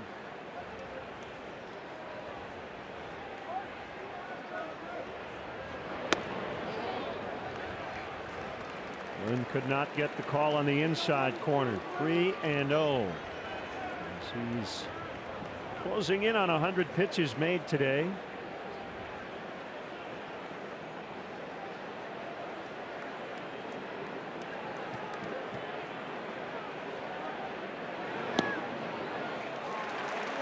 Three plate appearances, 3 walks for Rizzo.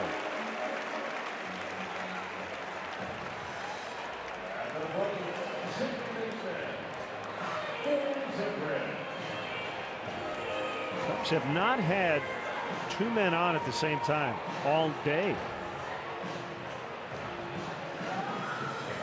Grips and grabs of base runners, and that's been it.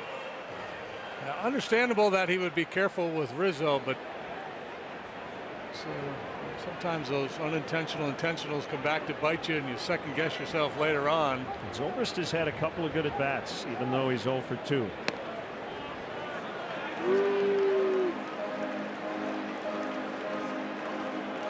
Playing for 2 in the middle of the diamond, so he's got a lot of room to work with. If he can pull that ball through the hole on the right side, they can go a little first and third here. Hit it sharply in that direction first time up, but it was handled by Carpenter, the first baseman. Bottom of the zone, strike, 1-1.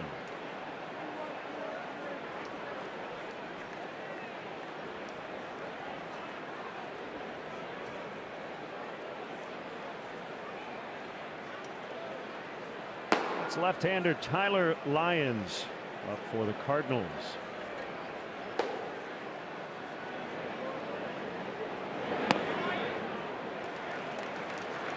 Cubs' next opponent, the Miami Marlins. They'll be here Monday night. They're hosting the Arizona Diamondbacks this weekend. Corbin and Arena. The matchup tonight. Marlins playing a little better of late, but still 10 games below 500.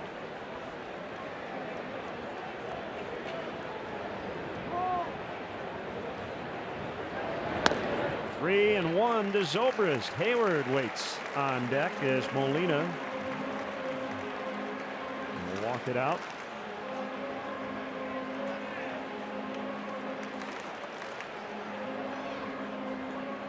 And this Wednesday, speaking of the fish, June 7th, the Cubs host the Marlins at 7:05. Up to the first 10,000 early arriving fans will receive a 1908 Chicago Cubs replica throwback jersey presented by Benjamin Moore. That's a good one. Tickets are still available for this matchup.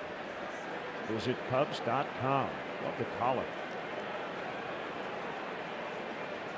You could wear that with a tie. You could.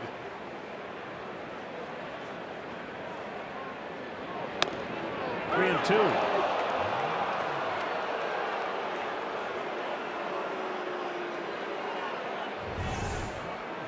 Offering, top of the zone.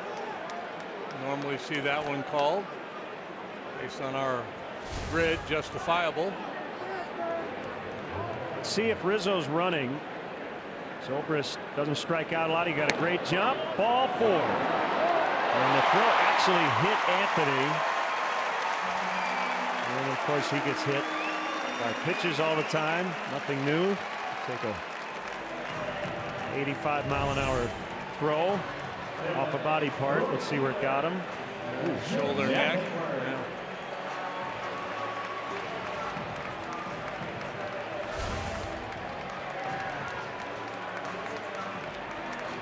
Molina threw thinking, well, gee, Nauert's called that pitch a strike a bunch of times here today. It's clearly well off the plate. Looks like we're going to see the lefty Lyons.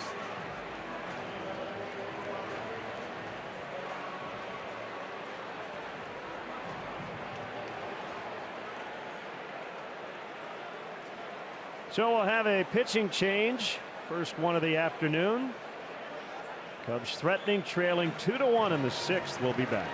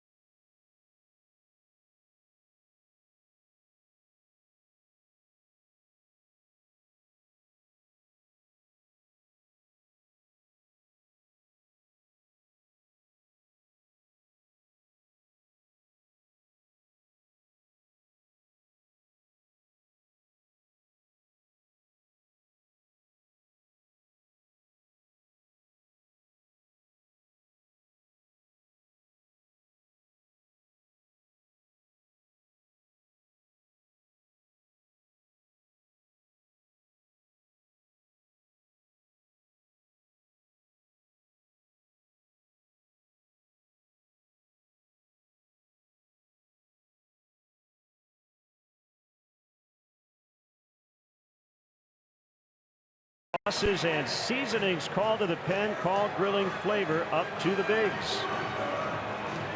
Tyler Lyons pitching for the 6th time. No wins, no losses, a 4.91 ERA. He spent some time on the disabled list. And knees had side issues. Fastball, slider, change. Not a hard thrower, more of a finesse style pitcher.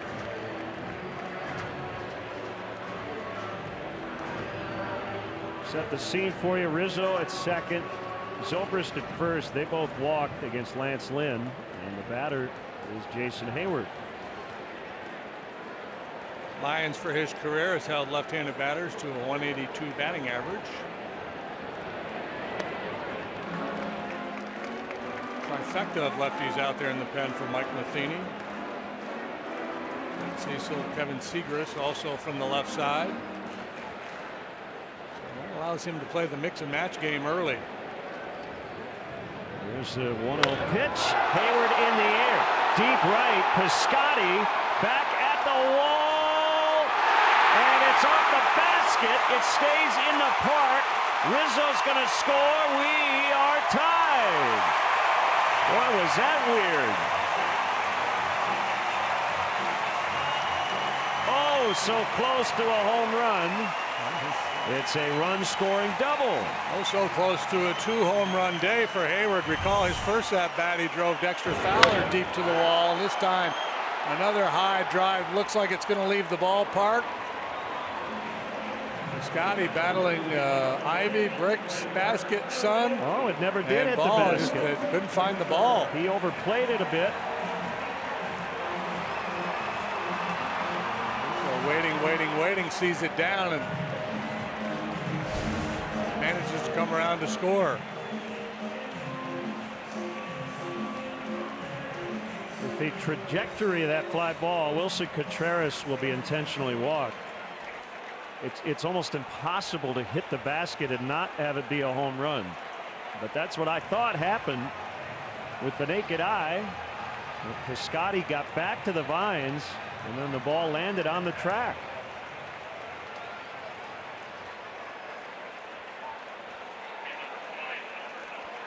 So Contreras for Montero, and now it'll be Albert Almora Jr. for Schwarber. And this obviously speaks to Schwarber's struggles and a couple of tough at-bats against Lance Lynn. He struck out twice, and now with the left-handed pitcher, Joe's going to go with Almora, and Mike Matheny will make a change. We got all kinds of stuff going on. We might see John Jay before this is over.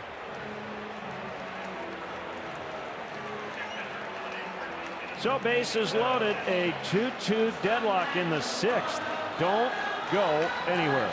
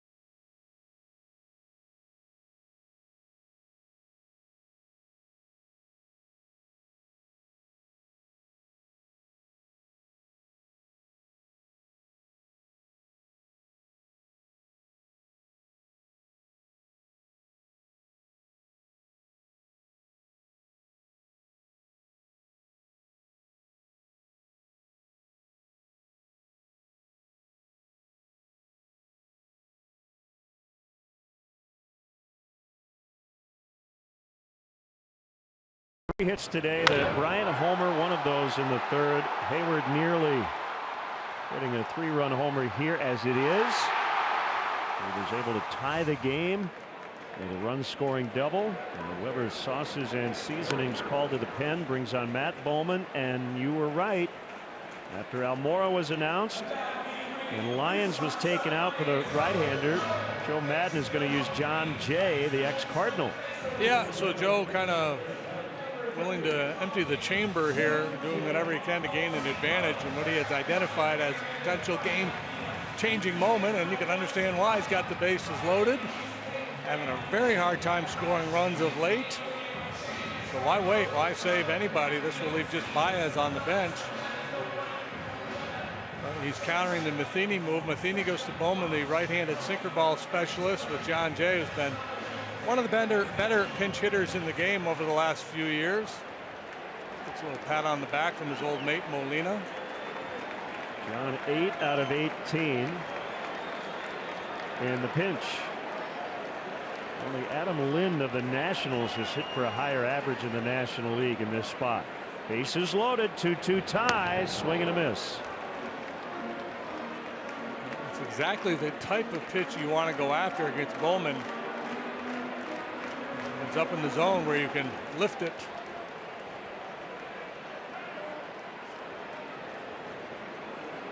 See the base runners. Double play depth on the infield in the middle. Pulled in at the corners, and 0-2 now to John Jay.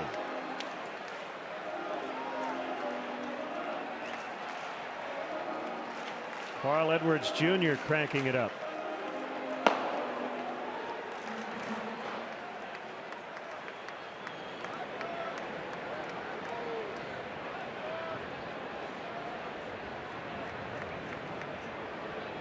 Big 0-2 pitch. Just off the inside. 1-2. That's a good 0-2 pitch, especially in this situation where a hitter's got to cover the outside part of the plate. He's got to be aware of sinker. He's got to be aware of the changeup. That front hip two-seamer, almost always a take, and if you can get it back to the inside corner, you've got your man.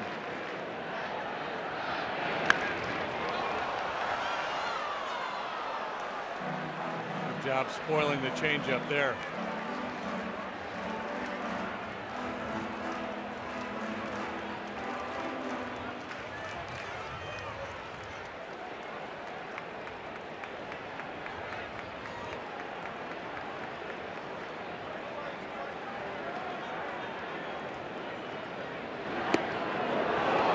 Two.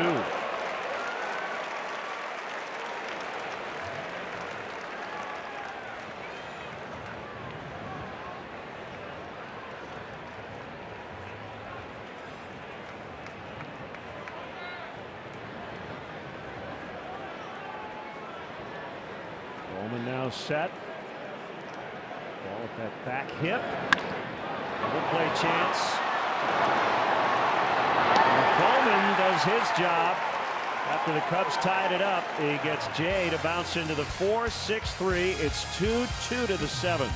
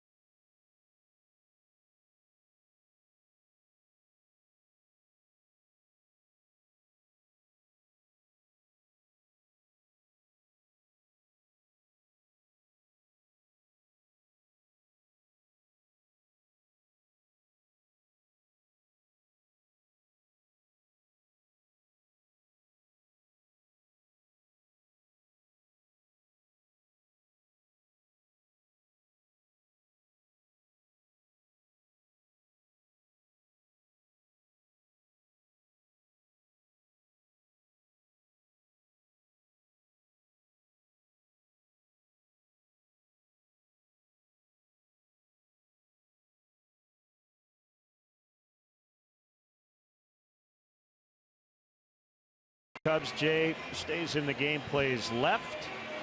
The catcher is Wilson Contreras. And we did not kick JD out of the booth. In fact, here he comes now. A little behind the scenes look. Ryan Dexter is with us. He will sing the stretch and the co-MC tonight of Hot Stove Cool Music. And we had a rain out. You and I were going to work together. JD picked quite a weekend to take off, didn't he? He knew what Mother Nature had in store. My apologies, man. Yeah. Nice little 7-hour day in the booth for Woody. Yeah. Rained me out. He's got the winter cap on. It's like, is it like this every day, Len? There's Johnny Peralta against John Lackey, and I think Peralta went. He did. So how do you, and you do some work for MLB Network, how do you watch baseball now that you're retired? A little bit of everything, I think. You know, I watch it on television. Sometimes I listen to it on the radio. It's always nice to hear Pat and Ronnie. 1-1. My iPad. Sure. But you got to cover both leagues. You got to be in the know about all these guys. Yeah, I think, you know, that's the one thing. I mean, you guys know this too. You better be paying attention if you're going to start covering it on TV. Otherwise, you find yourself in trouble. Well, it hasn't stopped us for the most part. So you came back and pitched to the WBC for Team Canada. I talked to you before and after, and I loved why you did it.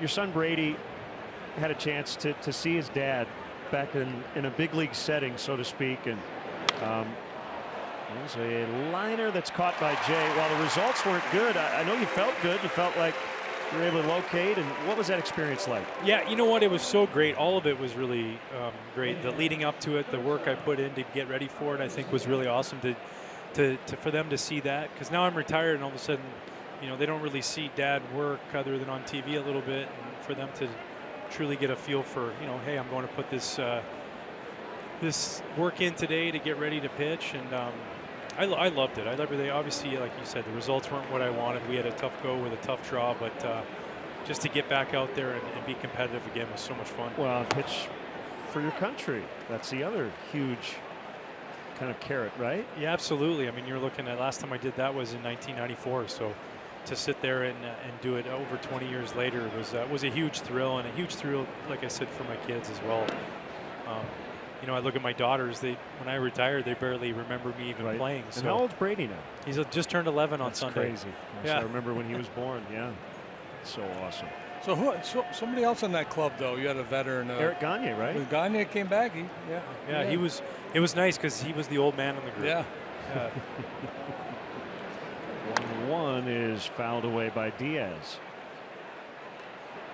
Well, you kept us all entertained on the flight home from Cleveland after the Cubs won the World Series.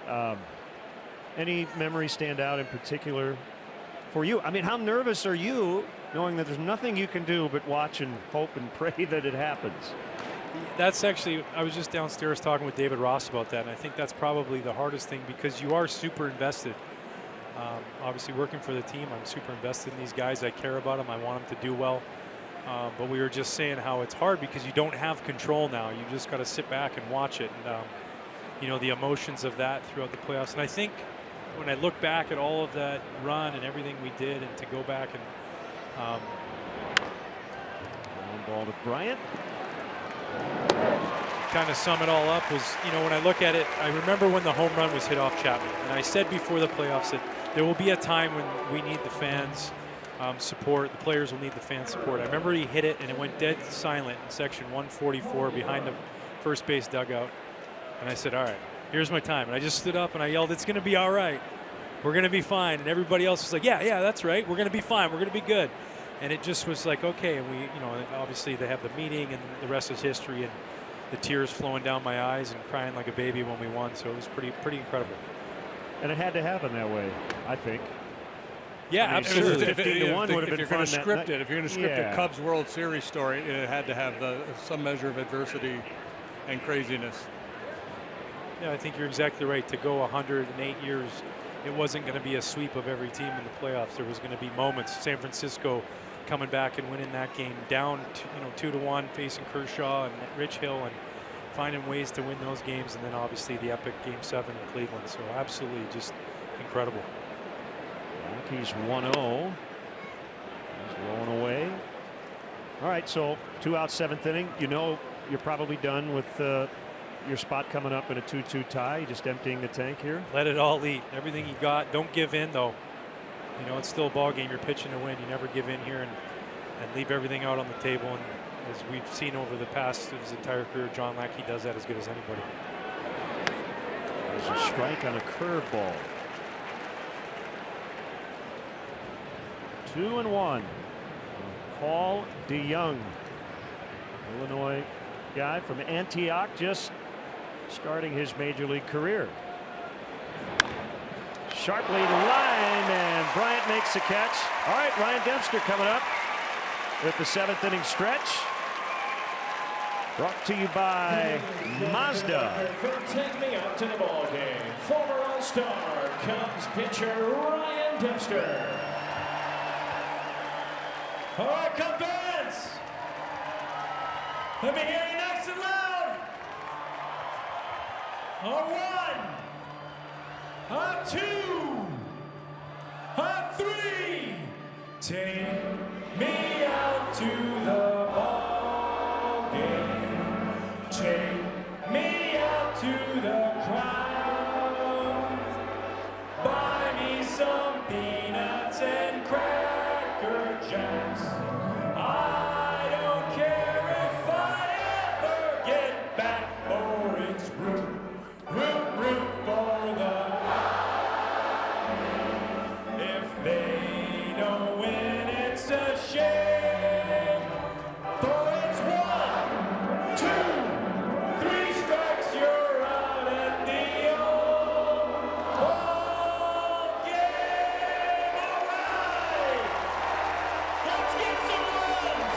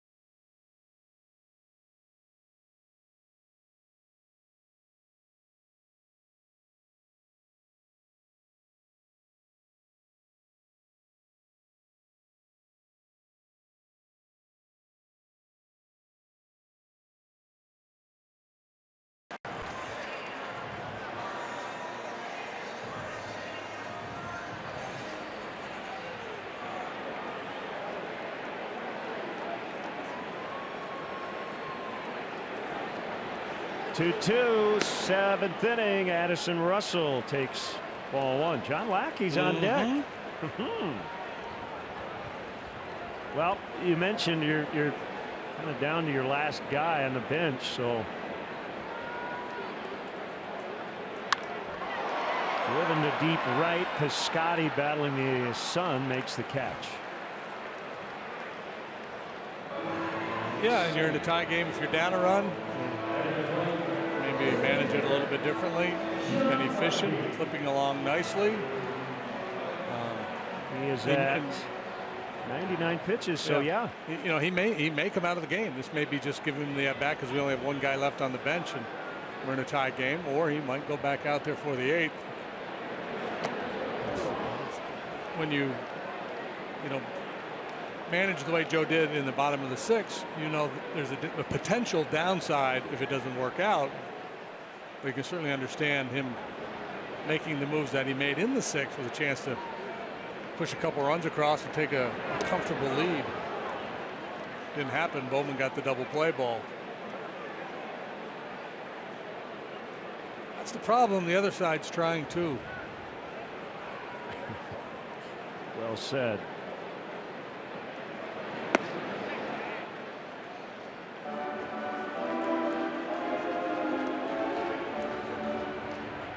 Yeah, my hunch is that he's not going to pitch the 8th, but you never know. I think, you know, with the starting pitching here lately, as Lackey strikes out, there's something to be said for getting a guy out feeling good about himself. All of a sudden he hangs one in the 8th. You're down a run. You've got a rested bullpen. Yeah, I'm guessing it'll be Edwards. Yeah, I think if it was, you know, the fact that they're near the bottom of the order might change that just a little bit. He might send him back out there and see what Matheny does in terms of pinch hitters, and then he can react to that. Or, yeah, as you said, just shut him down. Good job. You did your job today. Gave us seven very good innings. Take it to the clubhouse.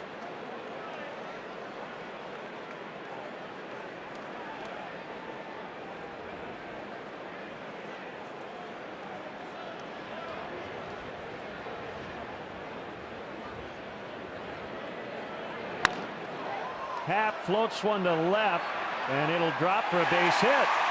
He's going to try to make second, and he is in safely. That's the aggressive base running from the rookie Ian Happ. That's a 2-out double. Yeah, we've seen smart decisions by Happ on the bases, and this is one we got to push hard out of the way. A little floater down the left field line. And Sierra, that's a tough rate for a left fielder. Can't be too aggressive charging that ball. If it skips by you, he's going to get at least 3.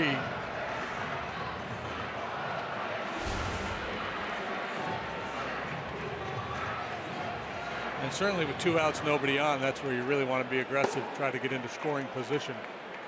Segrist getting ready potentially for Rizzo and beyond. And remember, Ben Zobrist with the left wrist having more of an issue right-handed. And then Heyward after him. So this probably is Bowman's final batter no matter what.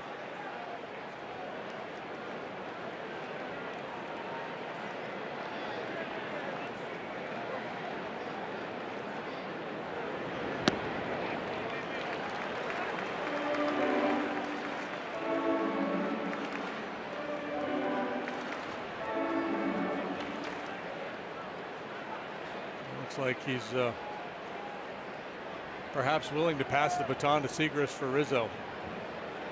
That's no part of Brian, at least to look at those first 2 offerings.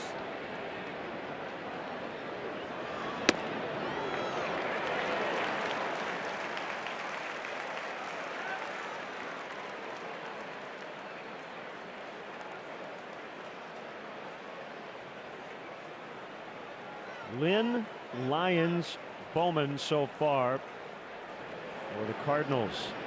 Lackey for the Cubs.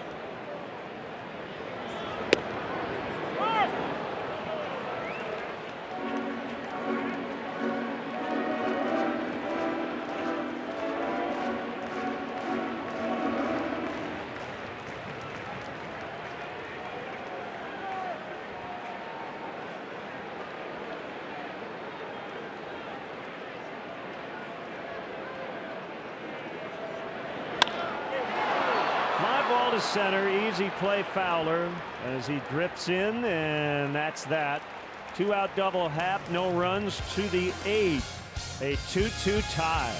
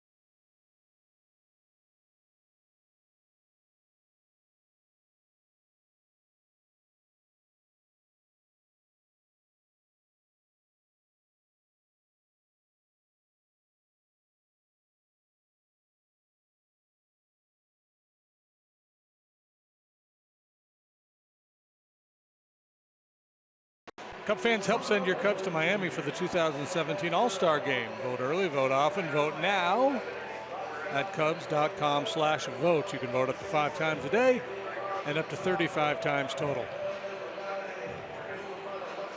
John Lackey indeed is done. Boy, he did a beautiful job here today. 7 innings, 4 hits, 2 runs. The hits coming in the first 2 innings. Nothing after that. He struck out 6, walked a couple today. And hands the baton to a very capable Carl Edwards Jr., who's been brilliant through 22 games with an 0.90 ERA. League batting 0.94 against Carl.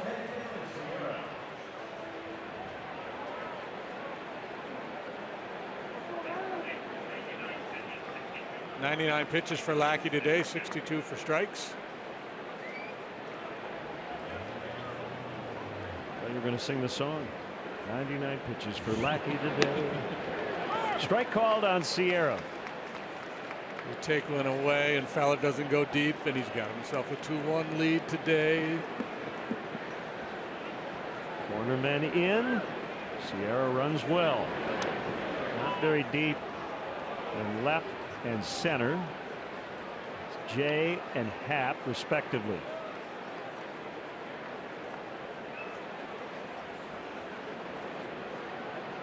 More likely to dump one in front of you in the outfield than hit it over your head. Bounced in there. It's 2-1.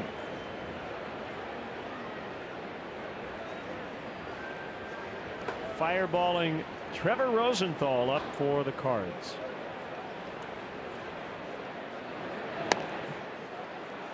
Don't want to walk him. Greg Garcia waits on deck.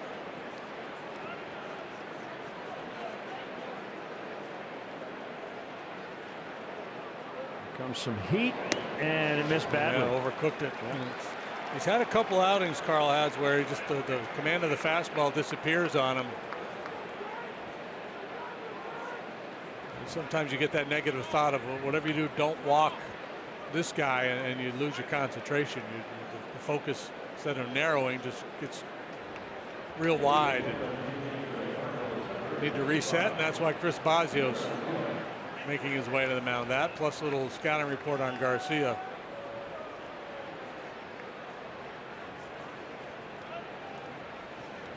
Cardinals pinch hitters lead the National League with a .348 batting average, way above league average. They have done some fine work these last couple of years. One of the main guys is now gone. Matt Adams had been really good for them off the bench. He's now an Atlanta Brave. Garcia's been a real good pinch hitter in his career. Better than 300 lifetime. And hitting .304 against right-handers this season. Bryant in on the grass. Rizzo holds Sierra, who had a pretty good lead before Edwards stepped off.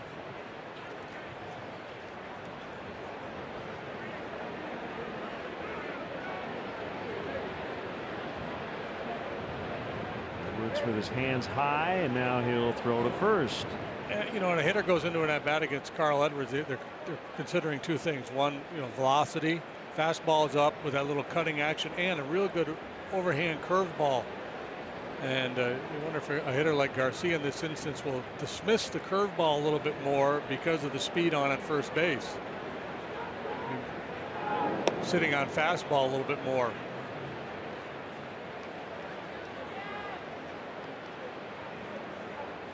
Sierra 1 for 3 in stolen bases this year. Last year in the minors stole 31.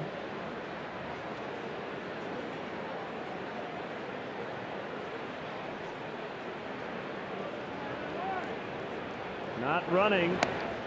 Pitch is a strike.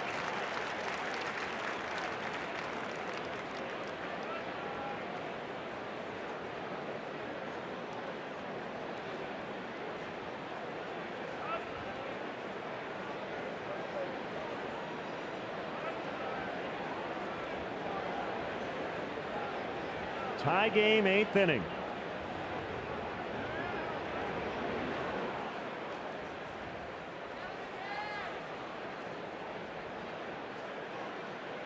Cubs are trying to end their longest losing streak in 3 years.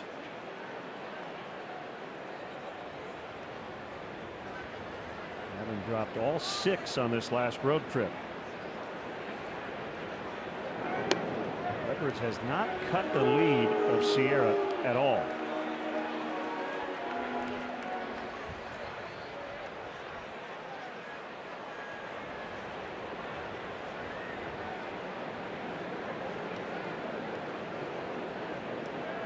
Contreras will be keeping a close eye. If he gets a big secondary, Contreras will likely take a shot at him, especially with a left-handed hitter up there. There's the bunt by Garcia. It's a good one. And Edwards will get it to Rizzo. Good play. And he might catch Sierra off the bag too far.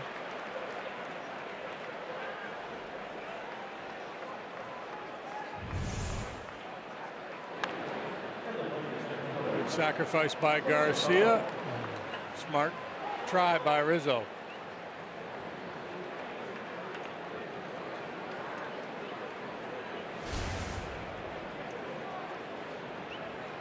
Speed guys always looking to make something happen with their legs, and sometimes they'll get a little overly aggressive and you can take advantage. Well, Fowler's been in the middle of things here today. Got his World Series ring, then homered to begin the ball game. Now batting in a big spot in the 8th inning. Runner at second base, 1 out. 2-2 tie. His chase rate, swinging at pitches off the plate, is up a bit from last year. He takes the first 2 low. And it's 2-0. Yeah, Dexter obviously a big part of the Cubs' success last year, especially early. First couple months of the season, he and Zobrist did a lot of the heavy lifting.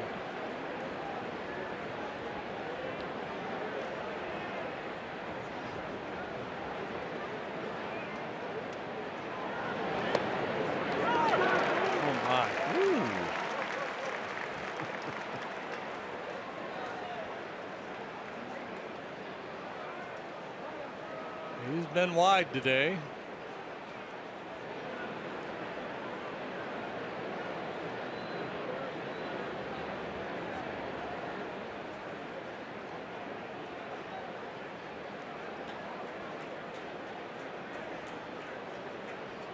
That helmet at the bottom of your screen being worn by Magneuris Sierra, representing the go-ahead run. And the pitch. 3-1. Magneuris. Magneuris. Part of speech? Can you use it in a sentence, please? Magneuris would like to score. I watched the spelling bee last night.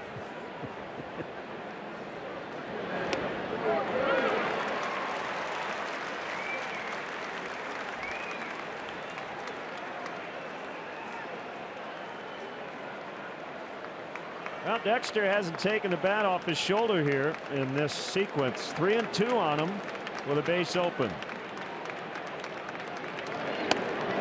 And he walks.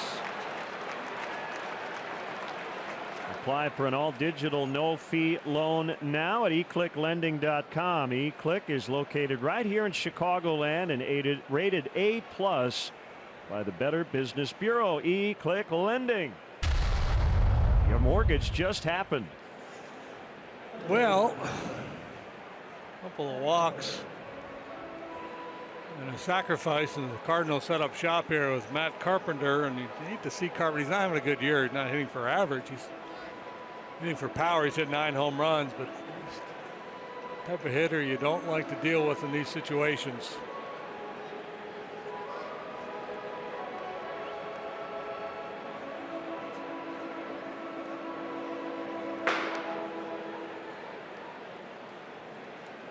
Pedro Strop warming up.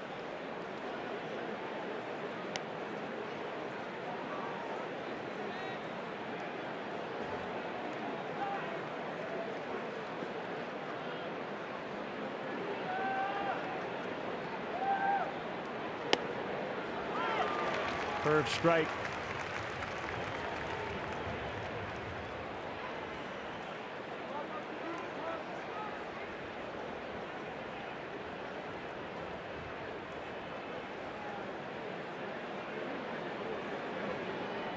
Sierra and Fowler have walked. The 1 out is made by Garcia on a sac bunt. Carpenter leans back as he gets ready to hit. Chest blocked by Contreras to keep the runners right where they are. Yeah, Carpenter has you know, such a solid approach at the plate. It's just tough to get him to chase. Work by Contreras to knock that breaking ball down, prevent any further advancement.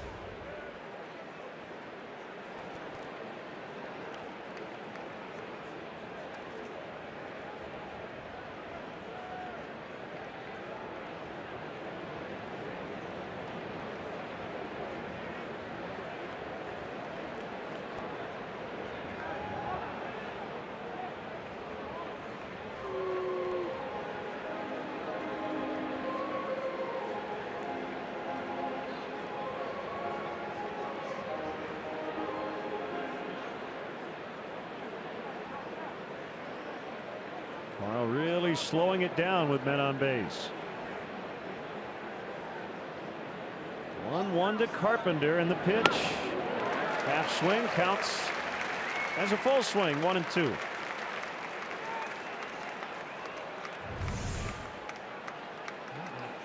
'95 with a little cutting action. Just beats him to the spot.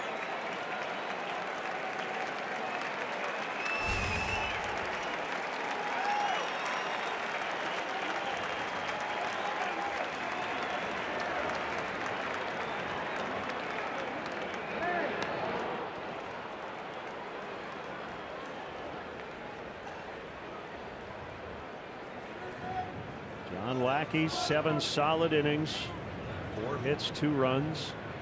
Lance Lynn was good for the Cardinals. Well, he only went 5 1/3, 2 hits and 2 runs. So this game will be decided by the bullpens.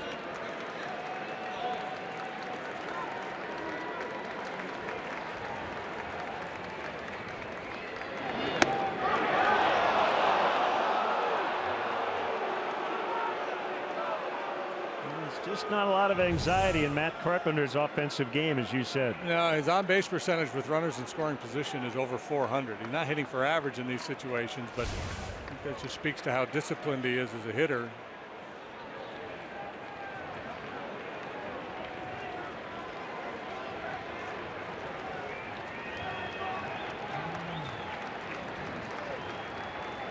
Runners not going, and Carpenter whiffs. How about that? Wow.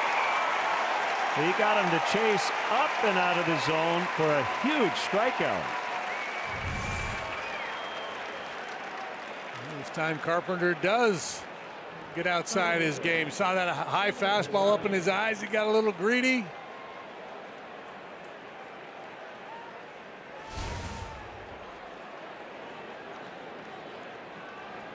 Piscotty, a single, a strikeout, and a walk.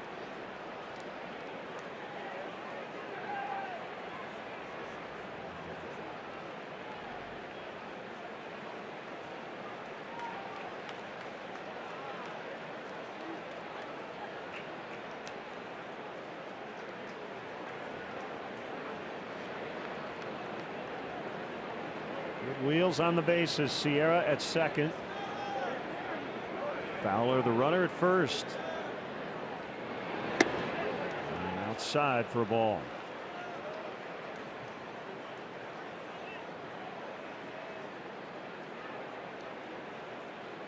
Each team winning 3 of the first 6 in this season series, all played in St. Louis.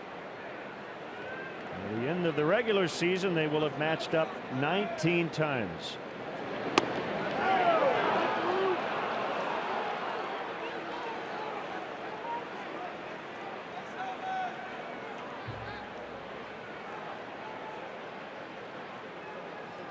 Everybody bunched together in this peloton that is the NL Central. First place Brewers, separated only by 5 games to last place Pittsburgh Pirates.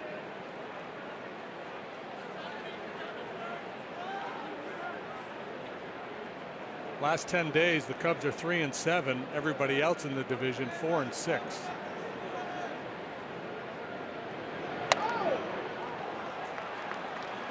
Three and 0 on Piscotty.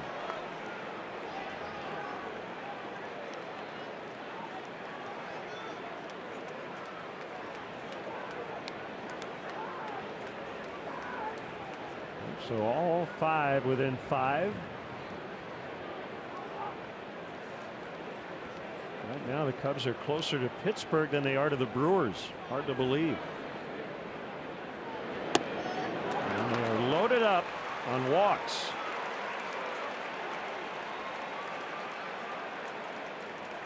And Joe's going to make a change.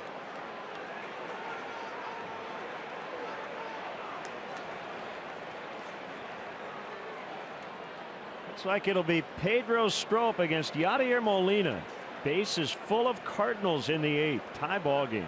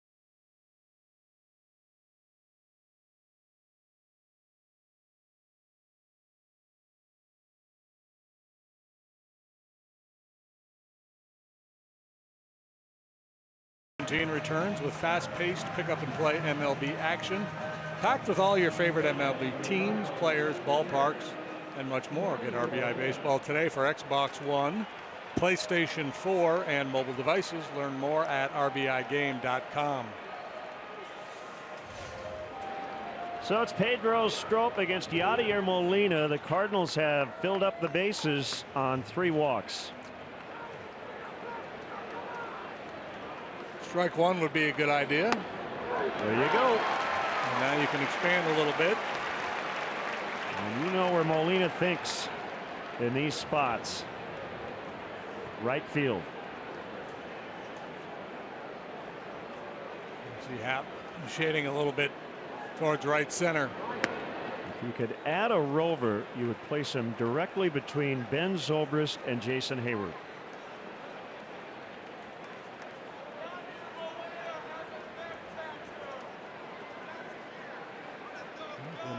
Quite good in these situations. 4 grand slams, almost 300 average. Molina, very smart hitter. He's been around a long time. And like most veteran hitters, he'll guess along with the pitcher, and every now and then he'll start to feel like you're working him in, and he'll try to spin on one. But yeah, for the most part, he's looking middle away. Like that one. As you often say, he might have been guessing ball there. That looked like the exact pitch Molina wanted. The front hip maybe opening up a little bit. I think the previous fastball in got him thinking that they were trying to crowd him. And he chased one in the dirt, and the inning is over.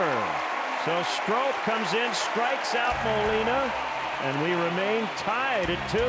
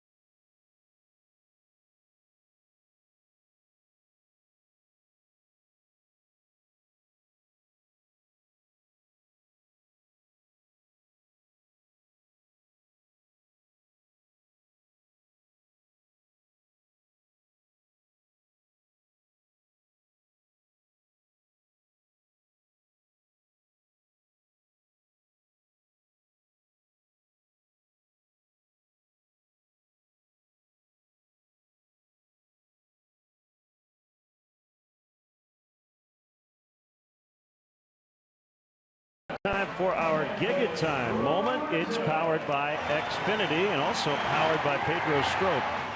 The whole key to that at bat is you got strike one on Molina and then work both sides of the plate, finish him off with a good downward breaking slide ball. On we go, and it's Trevor Rosenthal out of the Cardinal bullpen. He's been quite good. 2.33 ERA, 31 punch-outs in 19 1/3. We've seen him earlier this year at 100 miles per hour. It's the first part of the season with a strained right lat. It's a muscle right behind your shoulder.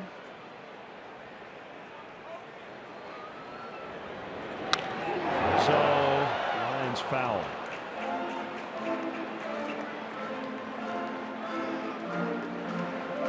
Well, they've been very cautious with Anthony here today, to say the least. Walk, walk, walk.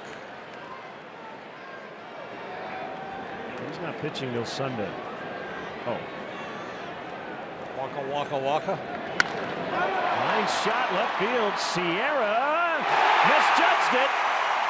Rizzo's trying to get to second base, and he will be in. What a huge play that could be.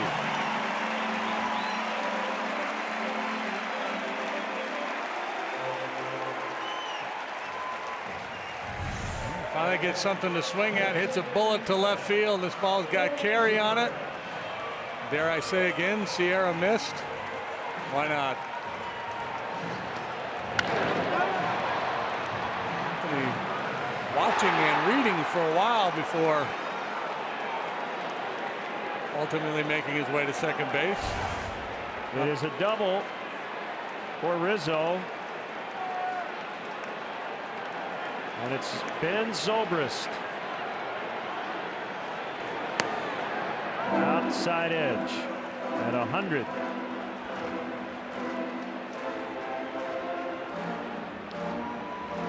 Yeah, so you'd love to be able to pull the ball to the right side at the very least and get him to third base, but it's easy to do against a guy throwing elevated fastballs at 100 miles per hour. He's got a real good changeup too.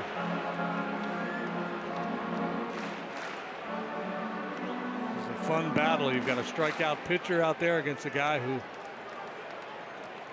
usually can put the ball in play. Good to see Wade Davis getting ready. He has not pitched much lately.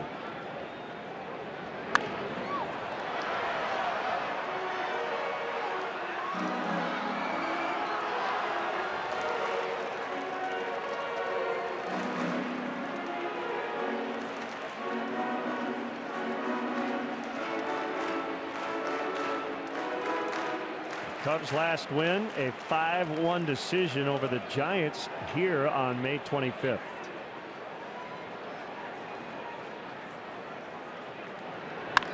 Ground ball, backhanded play, Peralta. Rizzo trying to get to third. He will.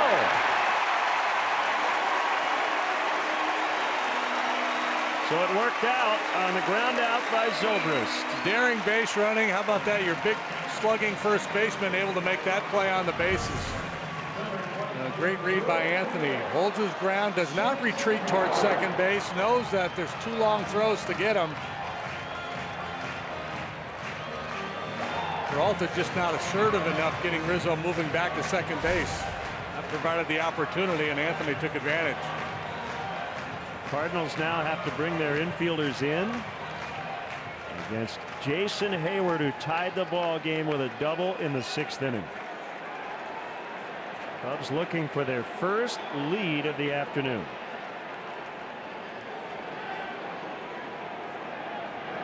That should do it. Deep center.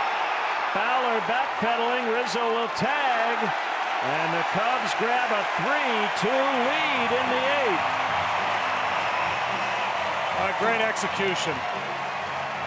I mean, Zobrist battled. He was down on the count, put the ball in play. That creates the opportunity for Rizzo to get to third, and now Hayward wastes no time. Gets a pitch up in the zone, stays middle of the diamond with his approach, and lofts the deep fly ball to center.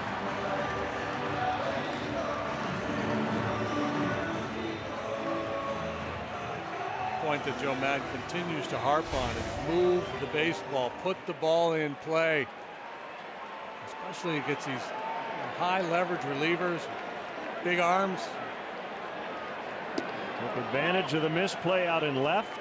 And they score a run off a tough customer, Trevor Rosenthal. Base is now empty. 1-0 on Contreras. So Wade Davis is going to get the ball in the ninth with a save chance on the line.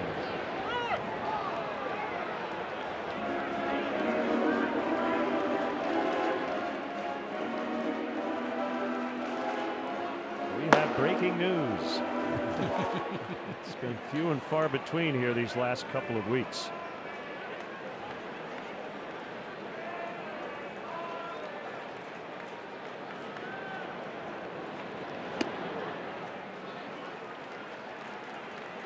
Two and one.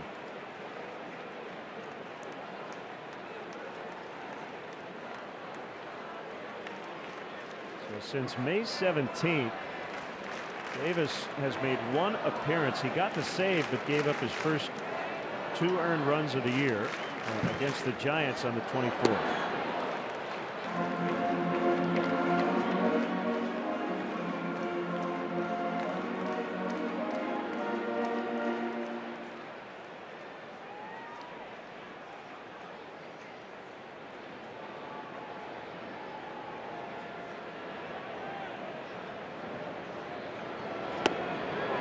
Strike 3.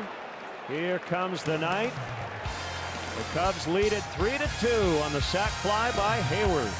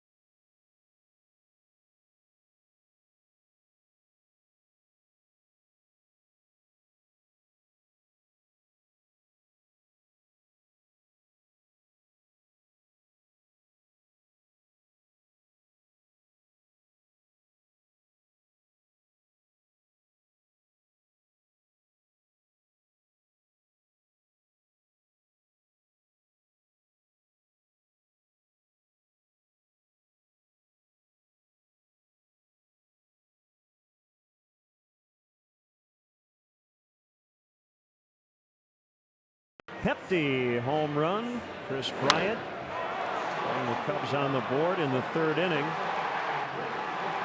With his 12th of the year, tying Anthony Rizzo for the team lead.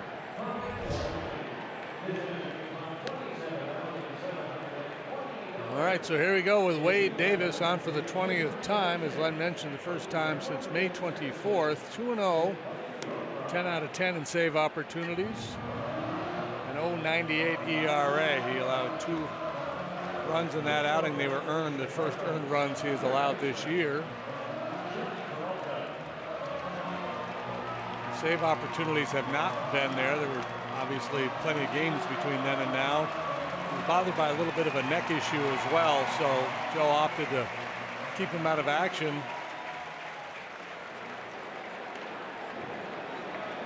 It'd be nice if he had a little wiggle room, but he does not.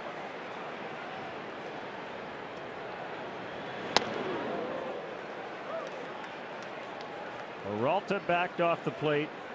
He's 0 for 3. And responsible for 4 outs, hit into a double play. And a second at bat. 1-0 pitch.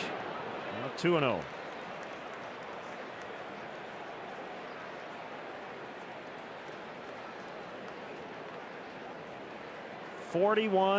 051, the paid crowd.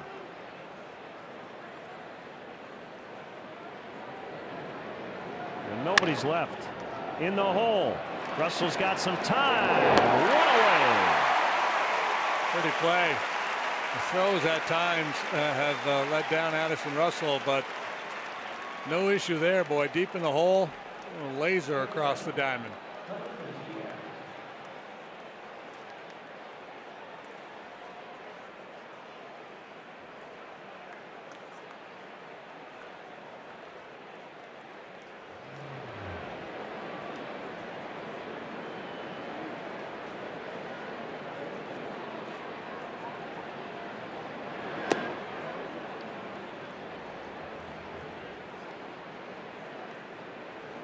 He has snapped an 0 for 11 with a second inning single. He has grounded out twice since.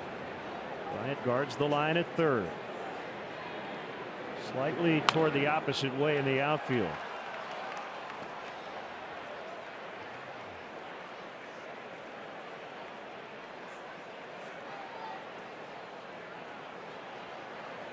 DeYoung on deck.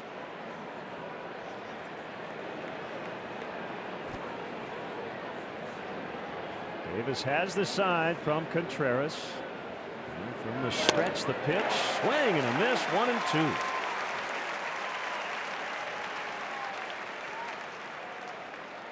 As you would expect with that time off, Davis, good life on his pitches here today.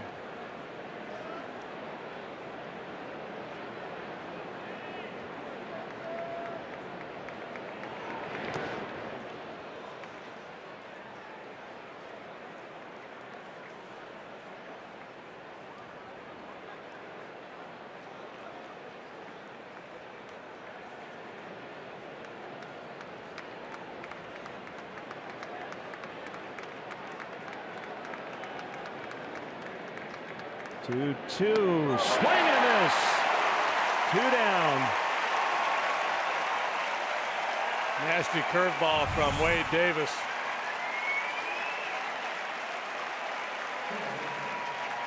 Got to be ready to hit a 95-mile-an-hour heater. That's awfully tough to see. Diaz trying to make a late adjustment there with the hands, but no can do.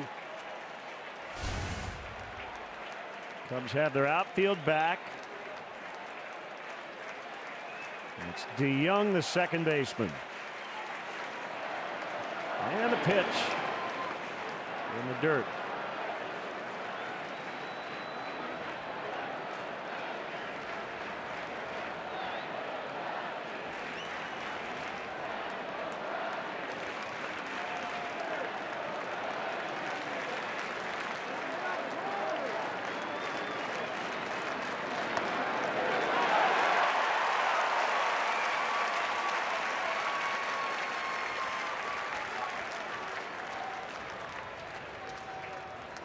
Cardinals had a pretty good chance in the 8th.